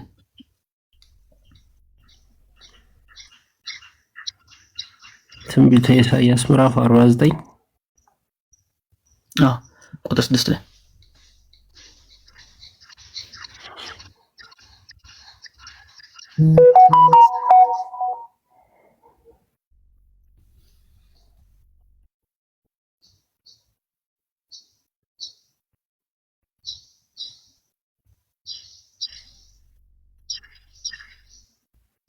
እሺ አንብበው እስቲ። እሺ እርሱም ይላል ያዕቆብን ነገዶች እንድታስነሳ ከእስራኤልም የዳኑትን እንድትመልስ ባሪያዬ ትሆን ዘንድ እጅግ ቀላል ነገር ነውና እስከ ምድር ዳር ድረስ መድኃኒት ትሆን ዘንድ ለአሕዛብ ብርሃን አድርጌ ሰጥቻለሁ ይላል። yes ይሄን ነው ኮት የሚያደርገው ሐዋርያው። እሺ ስለዚህ ይሄ ኢሳይያስ የሚናገረው ደግሞ ለጳውሎስ አይደለም ለመሲሁ ነው። ስለዚህ ሐዋርያው ጳውሎስ ይሄን ነው ኮት የሚያደርገው ማለት ነው። ስለዚህ መልእክቱን አስቀድሞ ለእናንተ ይነገር ዘንድ ይገባል፣ ግን ይሄን መልእክት ማትቀበሉ ከሆነ ወዴት እንሄዳለን ነው የሚለው? ወደ አሕዛብ ዞር እንላለን። ለምን? አስቀድሞ ጌታ እስከ ምድር ዳርቻ ድረስ ለማዳን ትሆን ዘንድ ለአሕዛብ ብርሃን አድርጌ ብሎ አዟልና ብሎ ያን ኮት ያደርጋል ማለት ነው። ስለዚህ ስለ መልእክቱ ነው እያወራ ያለው። አስቀድሞ በኢሳይያስ ተነግሯል ይህ ሐሳብ። ስለዚህ ለአሕዛብ ብርሃን አድርጌያለሁ የተባለው ስለ መሲሁ ነው የሚያወራው። ይህን መልእክት ምን እናደርጋለን እኛ? ለእናንተ መጀመሪያ ልንነግራችሁ ያስፈልጋል። እምቢ ካላችሁ ከገፋችሁት ግን ወዴት ዞር ይላል ይህ መልእክት? ወደ አሕዛቡ ዞር ይላል ብሏል። ያው ወደኛ ደርሷል ማለት ነው። ይመልክ ይሄ ስለ መሲሁ ነው ግን እርግጠኛ ነው። ያው ኢሳይያስ ላይ ያለውን ቃል ነው ኮት የሚያደርገው ቃል በቃል። ከዛ ቁጥር 48 ላይ ተመልከቱ። ቴንኪው ሜላ ተባረክ። አዎ ጆ ይሄ 100% ብቻ ሳይሆን 1000% ስለ መሲሁ የሚናገረው ቃል ነው። ቴንኪው ሜላ በእውነት እግዚአብሔር አምላክ ይባርክ። እየሰማው ነበረ እና ቀጥሉ ግን ቴንኪው። በቃ ቅዱስ ጳውሎስ የተናገረው ኮት ያደረገው ባሪያው ነብዩ ኢሳይያስ የተናገረው ስለ መሲያው የተናገረውን ቃል ነው እንጂ ጳውሎስ የዓለም መድኃኒት አይደለም ሆኖም የማያውቅም ነኝም ብሎ አላለም። እና ቴንኪው ሜላይ በጣም ደስ ስላለኝ ማይክ ከፈትኩት። ቀጥሉ። ቴንኪው። እሺ እርምሻ እስቲ ግን ከአራት ጀምሮ እስቲ አንብበው ሜሎስ። ከአራት ጀምሮ አንብበው እስቲ ትንቢተ ኢሳይያስ ምዕራፍ 49 ከአራት ጀምሮ አንብብል። እሺ አንብቡ። ልስማ። ምንድነው ጥያቄ? እሺ እኔ ግን በከንቱ ደከምኩ ይላል፣ ምንም ጥቅም የሌለውና ለከንቱ ጉልበቴን ፈጀው። ፍርዴ ግን በእግዚአብሔር ዘንድ ዋጋዬም በአምላኬ ዘንድ ነው አልኩ። አሁን በእግዚአብሔር ዓይን ከብሬአለሁና አምላኬም ጉልበቴ ሆኖኛልና ያዕቆብን ወደ እርሱ እንድመልስ እስራኤልንም ወደ እርሱ እንድሰበስብ ባሪያ ሆነው ዘንድ ከማፀን ጀምሮ የሰራኝ እግዚአብሔር እንዲህ ይላል። ስለ ራሱ እያወራ ነው አይደል? ስለ መሲሁ እኮ ነው ትንቢቱ፣ ስለ መሲሁ ነው። እንደውም ይሄ ምን ተብሎ ነው መሰለ የሚታወቀው ማህፀን ጀምሮ የሰራኝ የሚለው ባሪያ ስለመሆኑ አገልጋይ ስለመሆኑ ፉልፊልመንት። እኔ ግን በከንቱ ደከምኩ፣ ምንም ጥቅም የሌለውና ከንቱ ጉልበቴን ፈጀው። ፍርዴ ግን በእግዚአብሔር ዘንድ ዋጋዬ በአምላኬ ዘንድ ነው አልኩ። ይሄ ነብዩ ነው። አሁን ይሄ ስለ መሲሁ ነው ይሄ የተነገረ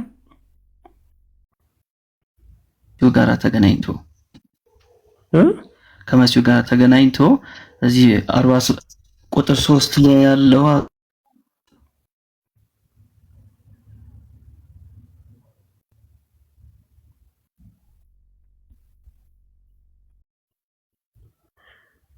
አሁንም በእግዚአብሔር ዓይን ከብር ያለውና አምላኬም ጉልበት ሆኖኛልና ያዕቆብም ወደ እርሱ እንድመለስ እስራኤልም ወደ እርሱ እሺ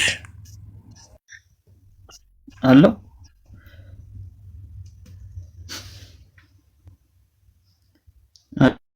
ይሰማል ጆ ይሰማል ሜሉ ቀጥል።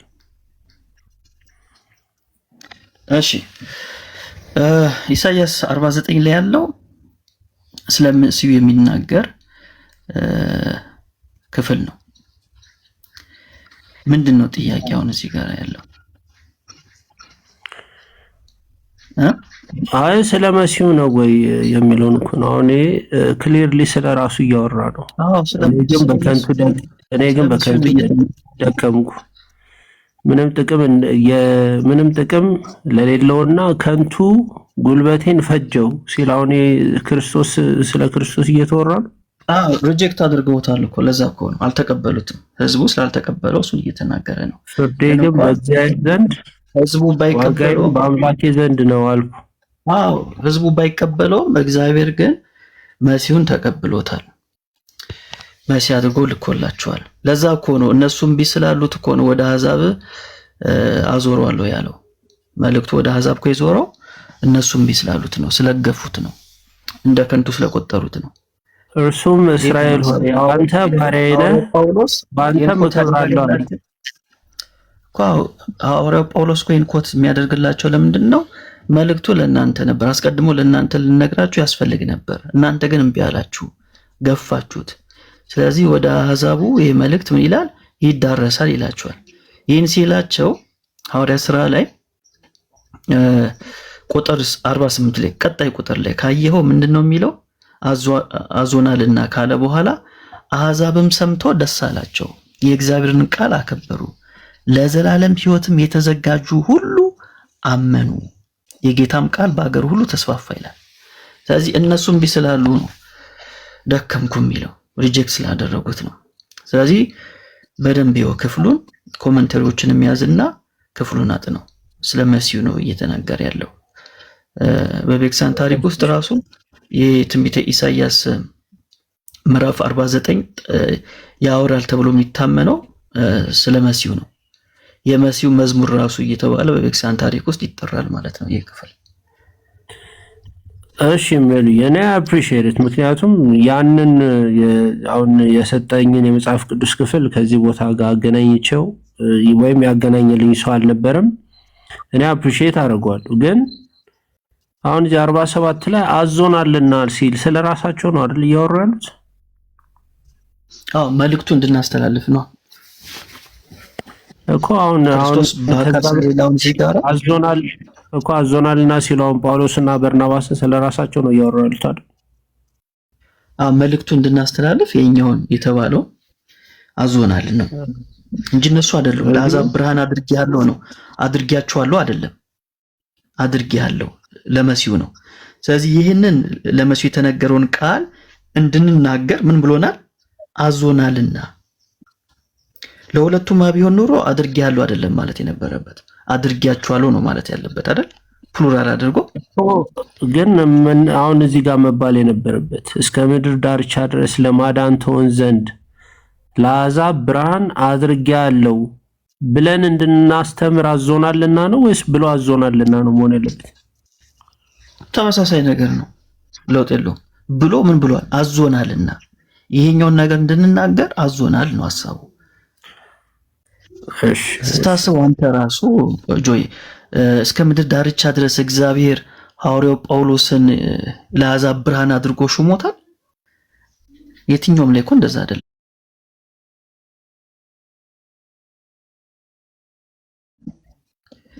ይሄ ቃል ደግሞ ቃል በቃል ኮት የተደረገ ቃል ነው። ምክንያቱም ቃሉን እዛ ጋር ነው የምናገኘው፣ ስክት ነው የሚለው ኢሳይያስ ላይ። ስለዚህ ይህን ነገር እንድንናገር እንድናስተላልፍ ምን አድርጎናል? አዞናል። እናንተም ቢያላችሁት ሪጀክት አደረጋችሁት ሲል ይህን እንደሰሙ እኮ ነው አሕዛብ ምን አደረጉ? ደስ አላቸው ነው የሚለው። የእግዚአብሔርን ቃል ምን አደረጉ? አከበሩ። ከዛ በኋላ ዳኑ እነሱ። ግን ዋናዎቹ ግን በስጋ ዘመዶች የሆኑት ግን እምቢ ያሉ፣ አልንቀበልም አሉ ማለት ነው። እሺ ያው እናንተም የዓለም ብርሃን ናችሁ ከሚለው ጋር ደግሞ አይሄድም። አሁን እናንተ የዓለም ለአሕዛብ ብርሃን አድርጌያለሁ ብሎናልና ሲል ለዓለም ብርሃን ናችሁ ብሎ ደግሞ ሌላ ቦታ እንትን ሰጥቷቸዋልና እኔ አሁን ኢሳይያስ ላይ የሰጠኝን የመጽሐፍ ቅዱስ ክፍል ለኔ አዲስ ስለሆነ በደንብ አጠናውና በደንብ አየውና ሌላ ጊዜ እንግዲህ ያለኝን ሐሳብ የእውነትም ስለ መሲሁ ነው ወይ የሚለውን አይቼ እንግዲህ ሌላ ቀን ዲስከስ እናደርጋለን ብዬ አምናለሁ። እንችላለን እንደ ጌታ ፍቃድ ከተገናኘ ይሁንና እዚህ ስለሆነ እናወራለን። እሺ አፕሪሺየት አደርጋለሁ። ቴንክ ዩ። እሺ ኖ ፕሮብሌም። እሺ ስለዚህ ወደ ቀድሞ ነገራችን ስንመለስ የኔ ያመጣው እንግዲህ ማርያም መድኃኒት ተብላ ተጠርታለች ወይ በሚለው ነው። ስለዚህ ማርያም መድኃኒት ተብላ ተጠርታለች ወይ ለኃጢአተኞች፣ ለዞም ስፔሲፊክ ተደርጎ እንግዲህ ብዙ ያውን ከፕሮቴስታንቶች ጋር በምነጋገረው አንዳንድ ዲስከሽኖች ላይ ለሰዎች ሁላ እንደተሰቀለች የሚነገርበት የመጽሐፍ ቅዱስ ክፍል የመጽሐፍ ክፍል አለ፣ አንዳንድ ነገሮችም አለ ይላል እና እሱ ለእኔ ዲፊካልት ነው አክሴፕት ለማድረግ። እሰማ ነበር እያወራሁ እኮ ማይኬ ክፍት ነው ለካ። እንዴት ነው ሃይድ አድርጎኝ ነው ወይስ ምንድን ነው? እያወራሁ ነበረ ግን አልተሰማም አለ። እሺ ጆ ጨርሰሽ። ቴንክ ዩ። አልነበረም ወርደና የሚገርም ነው ግን አለ ይለኛል። ማይኬ ክፍት ነው ልክ አንተ አውርተህ ጨርስ። አልሰማም። ኦኬ ጆ ጨርሰሽ። ቴንክ ዩ። ቀደም ራሱ እዚህ ያለው መስሎኝ ዳኒ ሪኩዌስት ይልክልኝ ነበር ቲክቶክ ችግር አምጥ። እሺ ጆ እሺ። እና አንዳንድ የተነበቡ መጽሐፍት እኔ አም ገነ ቢሆንስ እኔ ራሴ አላነበብኳቸው ከዚህ በፊት ሰምቼም ማላውቃቸው እመቤታችን ለሆኑ ግሩፕ ኦፍ ፒፕል ተሰቅላለች ወይም አንቺ ካልተሰቀልሽላቸው አይድኑም የሚል የሆነ መጽሐፍም ከዚህ በፊት ተነቦልኛል። እኔ አላነበብኩትም አልዋሽም። አሁን ግን አሁን እነዚህ አይነት ነገሮችን ለመቀበል ለኔ ይከብደኛል ፐርሰናሊ። ግን አንድ ካህን መጥቶ የቤተ ክርስቲያናችን አንድ አስተማሪ ስልጣን ያለው መጥቶ ይሄ ማለት እንደዚህ ነው ግሩፕ ኦፍ ፒፕል ተሰቅላለች ወይም አንቺ ካልተሰቀልሽላቸው አይድኑም የሚል የሆነ መጽሐፍም ከዚህ በፊት ተነቦልኛል። እኔ አላነበብኩትም አልዋሽም። አሁን ግን አሁን እነዚህ አይነት ነገሮችን ለመቀበል ለኔ ይከብደኛል ፐርሰናሊ። ግን አንድ ካህን መጥቶ የቤተ ክርስቲያናችን አንድ አስተማሪ ስልጣን ያለው መጥቶ ይሄ ማለት እንደዚህ ነው ከመጽሐፍ ቅዱስ ጋር እንደዚህ ሪሌት ያደርጋል ብሎ ኤክስፕላኔሽን ቢሰጥበት እኔ ደስተኛ ነኝ። እኔም መማር ስለምፈልግ ማለት ነው።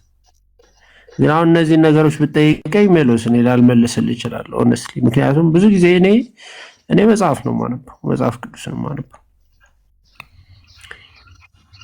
ኦኬ። ስለዚህ እነዚህ መጽሐፍቶችን አንብቤ ስለማላቅ ብጠይቀኝም ልመልስ አልችልም ነው።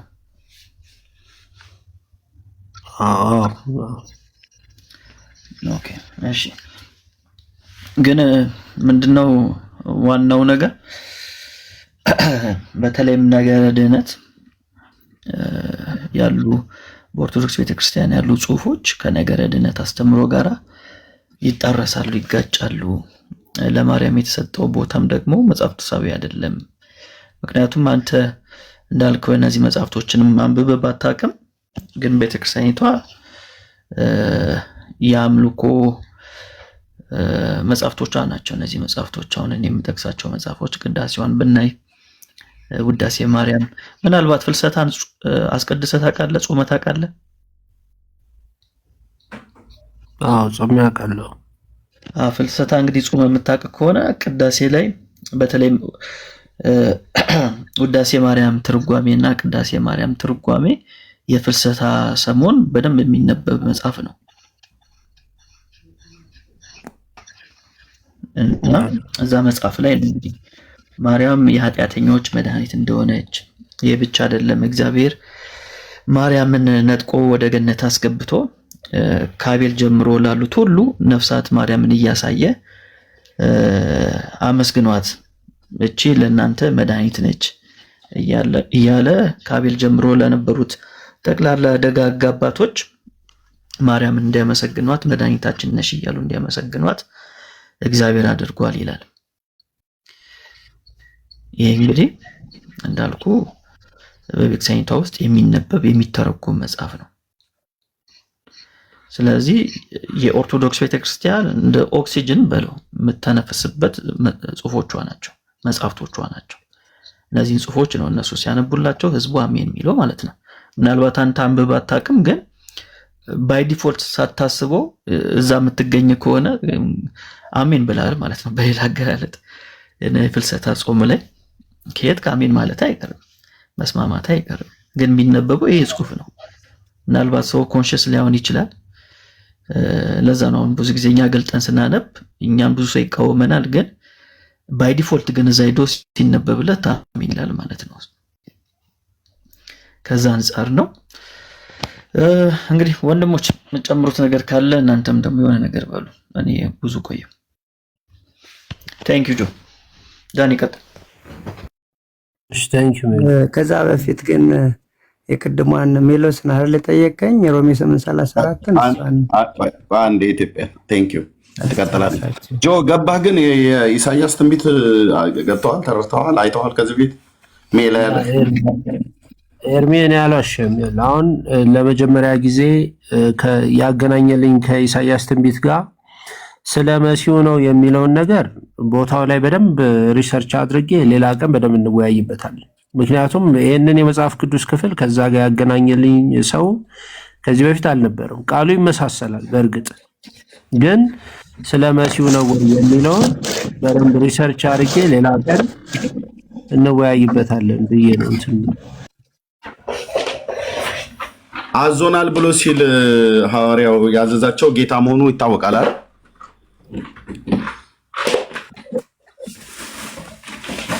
ግን ኤርሚ አሁን እዚህ ጋር የሐዋርያት ስራ ላይ እኮ አዞናልና ሲል ስለ ራሳቸው እያወሩ እንደሆነ ነው ለኔ የተረዳሁት። ቆይ ምንድነው? ማን ነው አዛዥ አለ አይደል? ሐዋርያቱን ያዘዛቸው ጌታ ነው አይደል? ኦፍ ኮርስ ጌታ ነው ያዘዛቸው። ግን ቃሉ የሚለው እንዲሁ ጌታ ይላል። እንዲሁ ጌታ እስከ ምድር ዳርቻ ድረስ ለማዳን ትሆን ዘንድ ለአሕዛብ ብርሃን አድርጌያለሁ ብሎ አዞናልና። ለምሳሌ እኔ አንድ ሰው የሆነ ቦታ ሄደ ይህንን ታደርጋለህ ብሎ አዞኛልና እንደማለት እኮ ነው። ቃሉ እንደዛ ነው የፈታሁት እኔ። እሺ ቴንክ ዩ። ግን ተልኬያለሁ እንደዚህ ብላችሁ አስተምሩ ብለህ ተልኬያለሁ የሚል አንድምታ የለውም። በዛ ነው የተረዳሁት። እሺ ስለዚህ ያዘዛቸው ቦታ ላይ እንሂድና ነው እስኪ ሐዋርያት ሥራ መጽሐፍ ምዕራፍ 13 ቁጥር 4 ላይ እስኪ ከቁጥር 1 ጀምሮ እስከ ቁጥር 4 አንብቡ። መጽሐፍ ስር ካለ ማለት ነው። ከሌለ ወይኔ ልክፈል አለ ስር አንብብ። እሺ ትልቁ ላይ አድርገኝ ወንድምነት። ሐዋርያት ሥራ መጽሐፍ ምዕራፍ 13 ቁጥር 1 እስከ 4 ድረስ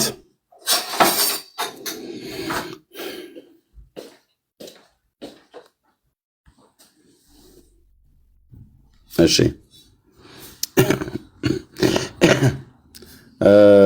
ያው በአንጾኪያ ባለች ቤተክርስቲያን ነቢያትና መምህራን ነበሩ። እነሱም በርናባስ ኔጌር የተባለው ስምዖን፣ የቀሬናው ሉኪዮስ፣ የአራተኛው ክፍል ገዢ ደግሞ የሄሮድስ ባለሟል ምናሄና ሳውል ነበሩ ካለ በኋላ እነዚህም ጌታን ሲያመልኩና ሲጦሙ መንፈስ ቅዱስ በርናባስና ሳውልን ለጠራኋቸው ስራ ለዩልኝ አለ ይላል አይደል? እሺ እውነት። ኦኬ። ከዛ በዚያንም ጊዜም ከጦሙና ከጸለዩ እጃቸውን ከጫኑ በኋላ አሰናበቷቸው ይላል። ከዛ ከአንጾኪያ ቤተክርስቲያን እነዚህን ሁለቱን የእግዚአብሔርን አገልጋዮች የጌታን አገልጋዮች በርናባስና ጳውሎስን እጃቸውን ጭነው ጸልየውላቸው አሰናበቷቸው አይደል? ከዛ እነሱም ይላል በርናባስና ጳውሎስ በማን ተልከው ይላል?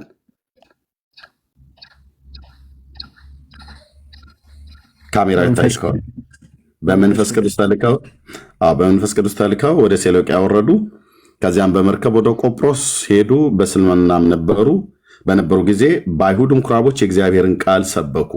አገልጋያቸውም ዮሐንስ ነበራቸው ይላል። ኦኬ። በመንፈስ ቅዱስ ተልከው መንፈስ ቅዱስ ለመረጥኳቸው ስራ ለዩልኝ ብሎ ቃል በኋላ መንፈስ ቅዱስ እንድታውቀው እግዚአብሔር ስለሆነ ከጠራቸው በኋላ ከመረጣቸው በኋላ ላካቸው። እነሱም በመንፈስ ቅዱስ ተልከው ይላል። እነዚህ የእግዚአብሔር አገልጋዮች በወጡበት ከተማ ስለማን ነበር የሰበኩት? የእግዚአብሔር ቃልን ሲሰብኩ ስለማን ነበር የሚሰብኩት? የኢየሱስን ሞትና ትንሣኤ ነው አይደል? በስሙም በማመን የሚገኘውን የኃጢአትን ይቅርታ ነው ለአይሁድ ምኩራብም ለአሕዛብም በአሕዛብም አደባባዮች በአይሁድ ምኩራብ እየዞሩ የሰበኩት ማለት ነው። እውነት ነው።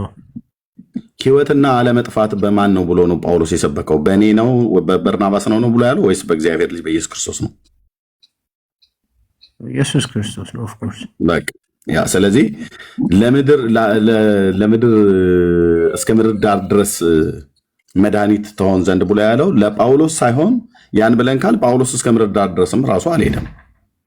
ከኢየሩሳሌም ከተማ ተነስቶ እስከ ኤልዋሪቆ ነው ሄደው። ሜቄዶኒያ ግዛት ውስጥ ያለች ናት በወቅቱ ማለት ነው። ኢቨን እስከ ፈረንሳይ እንኳን አልሄደም። እስከ እንግሊዝ ጀርመን ድረስ እንኳን አልሄደም። ዌስተርን ኤዥያን እና ሳውዘርን ኤሮፕ ላይ ከሳውዘርን ኤሮፕ ያውም ጣሊያን፣ ቱርክ፣ ግሪክ እና ሜቄዶኒያን ግዛትን አይ ቲንክ አንዳንዶች ስፔን ድረስ ሄደዋል ብለው ይላሉ። በቃ እነኛን አካባቢዎች ላይ ነው። ሳውዘርን ኤሮፕ ላይ ነው። ደቡባዊ አውሮፓ እና ዌስተርን ኤዥያን ብቻ ነው ጳውሎስ የሄደው ማለት ነው። እስከ ምድር ዳር ድረስ አልመጣም። እኔ አሁን ያለሁት ምድር ዳር ነው፣ የመጀመሪያ ፀሐይ መውጫ ምድር ማለት ነው። እስከዚህ ድረስ አልመጣም። ስለዚህ ቢመጣም ራሱ ጳውሎስ እሱ መድኃኒት አይሆንም። ታዲያ አዞናል ብሎ ያለው እነዚህ ባሪያዎች በእግዚአብሔር መንፈስ ቅዱስ የተላኩ ናቸው። ለመረጥኳቸው ስራ ለዩልኝ ብሎ ያላቸው ስራው ምንድነው? ዝናዬን ወዳልሰሙ ክብሬንም ወዳላዩ ወደ ሩቅ አገር እልካቸዋለሁ ብሎ በራሱ በኢሳይያስ የተናገረውም ስላለ ያንን እንዲያወሩ ነው። ያንን የምስራቹን እንዲናገሩ ነው። አስቀድሞ በአይሁድም ምኩራብ እየገቡ ሰብከዋል። ለአይሁድ አስቀድሞ ለእናንተ ሊነገር ይገባል ብሏል። ልክ ነው። የወንጌሉ ስብከት ሲጀምርም ሲልካቸው እግዚአብሔር መንፈስ ቅዱስ ኃይልን እስክትቀበሉ ድረስ በኢየሩሳሌም ቆዩ አላቸው። ከዛ ከኢየሩሳሌም ጀምሮ በይሁዳ በሰማሪያ እስከ ምድር ዳር ድረስ ምስክሮቼ ትሆናላችሁ ነው ብሎ ያላቸው። ስለዚህ ለጳውሎስና ለበርናባስ ብቻ ሳይሆን ለሌሎቹም ሐዋርያት በሐዋርያት ሥራ መጽሐፍ ምዕራፍ 1 ቁጥር 8 ላይ ሄደህ ስታየው የወንጌሉ መልእክት እስከ ምድር ዳር ድረስ ነው። ይኸው እንደዚህ ብሎ ይላል። ነገር ግን መንፈስ ቅዱስ በእናንተ ላይ በወረደ ጊዜ አላቸው ሐዋርያቱን እዛ ኃይልን ትቀበላላችሁ፣ በኢየሩሳሌምም በይሁዳም ሁሉ በሰማርያም እስከ ምድር ዳርም ድረስ ምስክሮቼ ትሆናላችሁ። የበርናባስና የጳውሎስ የጴጥሮስም የሌሎቹም ሐዋርያት ምስክርነት መሆን እንጂ መድኃኒትነት መሆን አይደለም። መድኃኒቱ ግን ያድናል ብለው ይናገራሉ። መልካሙን የምስራች የሚያወሩ እግሮች በተራሮች ላይ ያማሩ ናቸው ብሎ በራሱ በዛ በኢሳይያስ እንደተናገረ እነሱ የምስራች ሰባኪዎች ናቸው። እነሱ እስከ ምድር ዳርቻ ድረስ ምስክሮች ናቸው። የሚመሰክሩት ስለማን ነው?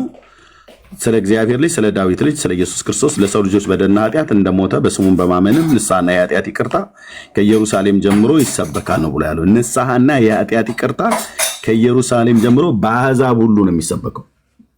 እስከ ምድር ዳር ድረስ ይሄው ነው የሚሰበከው ማለት ነው። ምናልባት ትዝ ይልህ ከሆነ ሉቃስ ወንጌል መጽሐፍ ምዕራፍ 24 ላይ ቁጥር 46 እና 47 ላይ የሚናገረው ይሄን ነው ማለት ነው። ኦኬ እንዲህም አላቸው ይላል ክርስቶስ መከራን ይቀበላል፣ በሶስተኛውም ቀን ከሙታን ይነሳል። ከዚያስ በስሙም ንስሐና የኃጢአት ስርየት ከኢየሩሳሌም ጀምሮ በአሕዛብ ሁሉ ይሰበካል። በቃ ይህን በርናባስም ጳውሎስም ጴጥሮስም ምስክሮች ናቸው፣ መድኃኒቶች አይደሉም። መድኃኒት ግን ከጽዮን ነው ይወጣል ብለው ያሉት ነቢያት። ከያዕቆብ ቤትም ኃጢአተኝነትን ያስወግዳል። እንደዚሁስ በስሙ ደግሞ ንስሐና የኃጢአት ይቅርታን እንዲያገኙ ሰዎች በአሕዛብ ሁሉ ጭምር ይሰበካል። ስለዚህ ጳውሎስ ምንድነው በአሕዛብ መካከል ሰባኪ እንዲሆን የአሕዛብ ሐዋርያና አስተማሪ እንደሆንኩ በተሾምኩበት ሕይወትና አለመጥፋትን ወደ ብርሃን አውጥቷል ብሎ ጢሞቴዎስ ላይ እንደተናገረው ማለት ነው። ስለዚህ ፖል ምንድነው ማለት ነው? ቅዱስ ጳውሎስ የምስራች ሰባኪ ነው። በርናባስ የምስራች ሰባኪ ነው። ጴጥሮስ የምስራች ሰባኪ ነው። የብሉይ ኪዳን ነቢያት ደግሞ የምስራቹን የሚሰብኩትን ትንቢት የሚነገርለት የነበረውን የቆመውን የእሴይን ስር እንደውም እዚህ ኢሳያስ ላይ በጣም ነው ደስ የሚለው። ኦኬ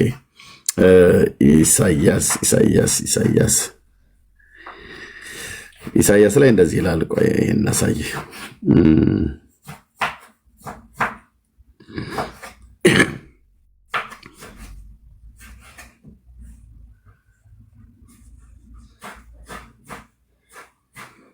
ኦኬ ሶሪ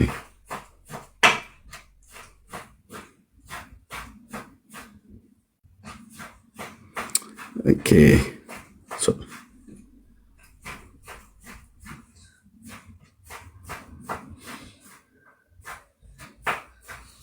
ምን እንደሚለው ይሄም ለመሲሁ የተናገረው ነው።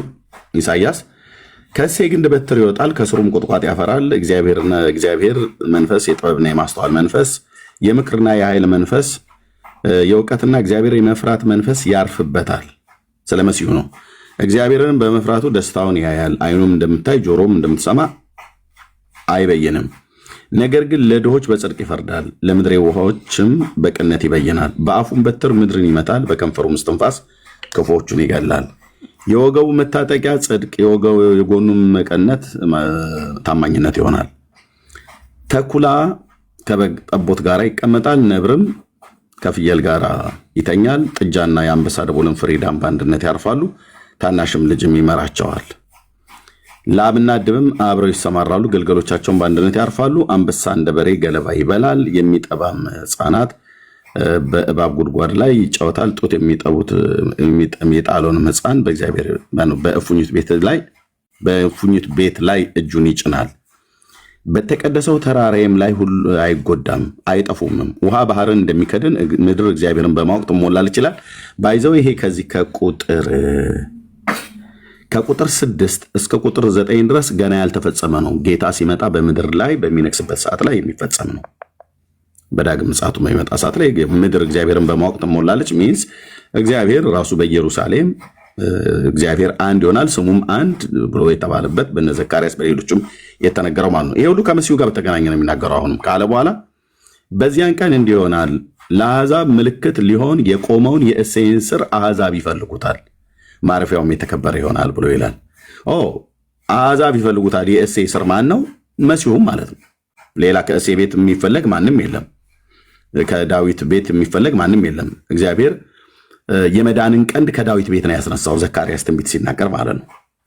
ኦኬ ያንን የመዳንን ቀንድ ከዳዊት ቤት ያስነሳውን ለሰው ልጆች በደልና ኃጢአት መሞቱን በሶስተኛውም ቀን በስሙ የሚያምኑትን ለማጽደቅ ከሙታን እንደተነሳ በስሙ ንስሐና የኃጢአት ይቅርታ ከኢየሩሳሌም ጀምሮ በመንፈስ ቅዱስ በተመረጡ ሐዋርያት እግዚአብሔር መንፈስ ቅዱስ በላያቸው ላይ አርፎ የወንጌሉን ስብከት ከዛው ከኢየሩሳሌም ጀምሮ መስበክ ጀመሩ ማለት ነው። ለነ ጲላጦስ፣ ለነ ቀያፋ፣ ለነ ሄሮድስ ለገደሉት ሰዎች ሁሉ ጭምር ተሰበከ። ከዛም ወደ ሰማርያ ወረደ፣ ሰሜኑ እስራኤል ክፍል ላይ፣ ከዛም ወደ አሕዛብ አገሮች ሁሉ ተስፋፋ ማለት ነው።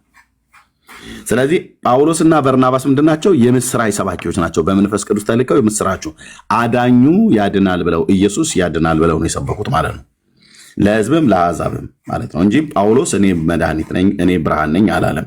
ይሄ እናንተ የዓለም ብርሃን ናችሁ ብሎ ባለበት አይነት የተባለ አይደለም። ይሄኛው ብርሃን ልክ ብርሃን ወደ ዓለም ይመጣ ነበር፣ በዓለሙም ነበር፣ ዓለሙም አላወቀውም ብሎ ባለበት አይነት የተነገረ አይደለም። ልክ እናንተ የዓለም ብርሃን ናችሁ የተባለው። ስለዚህ ኢሳይያስ 49 ላይ ሜላ የነገረህ አንተ አላየው ሊሆን ይችላል እስከዛሬ። ከዚህም በኋላ በደንብ ይኸው በትክክል ለጌታችን ለኢየሱስ ክርስቶስ የተነገረ እንጂ ጳውሎስ አዳኝ ነኝ ብሎ አላለም። ማንንም ሰው አድኖም አያውቅም ጳውሎስ እንደምታውቀው ማለት ነው። በጳውሎስም ማንም ሰው ድኖ አያውቅም። በጳውሎስም የተጠመቀ የለም። በጳውሎስም ንስሐና የኃጢአት ይቅርታን ያገኘ የለም። በበርናባስም ስም ልክ እንደዚሁ ማለት ነው። በጳውሎስም አጋንንት አልወጡም። በጳውሎስም በሽተኞች አልተፈወሱም። በጳውሎስም ድንቅና ተአምራት አልተደረገም። እግዚአብሔር ግን በጳውሎስ እጅ የድንቅና ተአምራትን ያደርግ ነበር ይላል። አድራጊው ማነው? እግዚአብሔር ነው ማለት ነው። ጳውሎስ ምንድነው ታዲያ? አገልጋይ ነው። በቃ የምስራቹን ሰባኪ አገልጋይ ነው። በርናባስም ልክ እንደዚሁ ማለት ነው። እና ለመሲሁን የተነገረው በደንብ ይኸው ለማለት ነው። ብዙ ጊዜ ደግሞ ያው አዲስ ኪዳን መጽሐፍትን ስታነብ ራሱ ጌታችን ኢየሱስ ክርስቶስም ጸሐፍት ሐዋርያትም የተባሉት ብዙዎቹ ኮት ያደርጋሉ። የብሉይ ኪዳንን ቅዱሳት መጽሐፍትን ኮት አድርገው ይናገራሉ። ስለዚህ አሁን እዛ ጋ አዞናል ብሎ ሲል አዛዥ አለ ማለት ነው። አዛዣቸው ማን ነው? መንፈስ ቅዱስ ነው። መንፈስ ቅዱስ ማን ነው? እግዚአብሔር ነው ማለት ነው። መንፈስ ቅዱስ ደግሞ እንዲሰበክ የሚፈልገው ማን ነው? ኢየሱስን ነው። እና እነሱም ደግሞ በወጡበት አገር ሕይወትና አለመጥፋትን ወደ ብርሃን እግዚአብሔር ያወጣው በኢየሱስ ክርስቶስ በዳዊት ልጅ በእግዚአብሔር ልጅ መሆኑን አጽንኦ ሰጥተው ሰብከዋል ማለት ነው። ተባረክ። ያው ግን በሰፊ ለማለት ነው እንደው እንጂ ሜላ በደንብ ነግሯል። አንዳንዴ ይቅርታ ከ13 ጀምሮ ታነብልኛለህ? የሐዋርያት ሥራ ምዕራፍ ስንት? 13 ጀምሮ ሐዋርያት ሥራ 13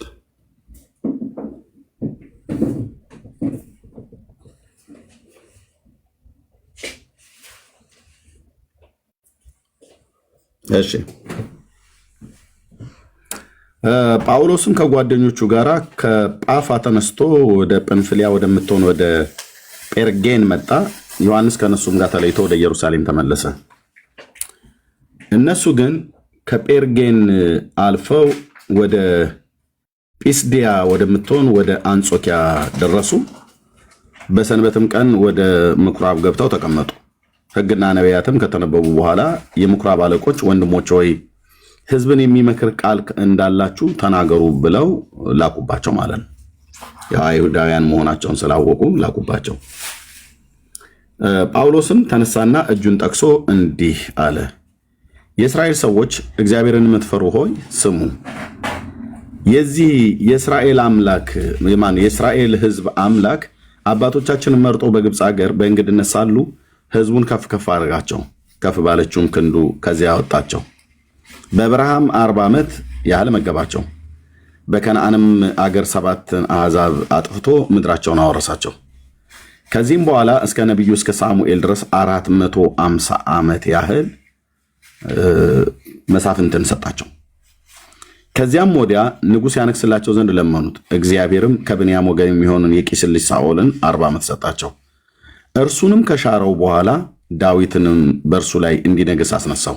ሲመሰክርለትም እንደ ልቤ የሆነውን ፍቃዴን ሁሉ የሚያደርግ የእሴይን ልጅ ዳዊትን አገኘሁት አለ። ከዚህም ሰው ዘር እግዚአብሔር እንደ ተስፋው ቃል ለእስራኤል መድኃኒትን እርሱንም ኢየሱስን አመጣ። ከመምጣቱም በፊት ዮሐንስ አስቀድሞ ለእስራኤል ሕዝብ ሁሉ የንስሐን ጥምቀት ሰብኮ ነበረ። ዮሐንስም ሩጫውን ሲፈጽም ሳለ እኔ ማን እንደሆን ታስባላችሁ? እኔስ እርሱን አይደለሁም። ነገር ግን እነሆ የእግሩን ጫማ እፈታ ዘንድ ከማይገባኝ ከኔ በኋላ ይመጣል ይል ነበር። እናንተ ወንድሞች ሆይ የአብርሃም ዘር ልጆች ከእናንተ መካከል እግዚአብሔርን የምትፈሩ ሆይ ለእናንተ የዚህ የመዳን ቃል ተላከ ይላል። ከማን የተላከው? ከእግዚአብሔር ማለት ነው። ተላኪዎቹ እነማን ናቸው? የመዳኑን ቃል ይዘው የወጡት እነማን ናቸው? ጳውሎስና በርናባስ፣ ሌሎቹም ሐዋርያት ማለት ነው። የመዳን ቃል ተላከ። የመዳኑ ቃል ስለማን ነው የሚናገረው? ጳውሎስ ያድናል ሳይሆን ኢየሱስ ያድናል ነው። መሽያው ያድናል። የሽዋሁ አዳወር ነው የሚሉት። በቃ በሄዱበት ይሄን ያሉት።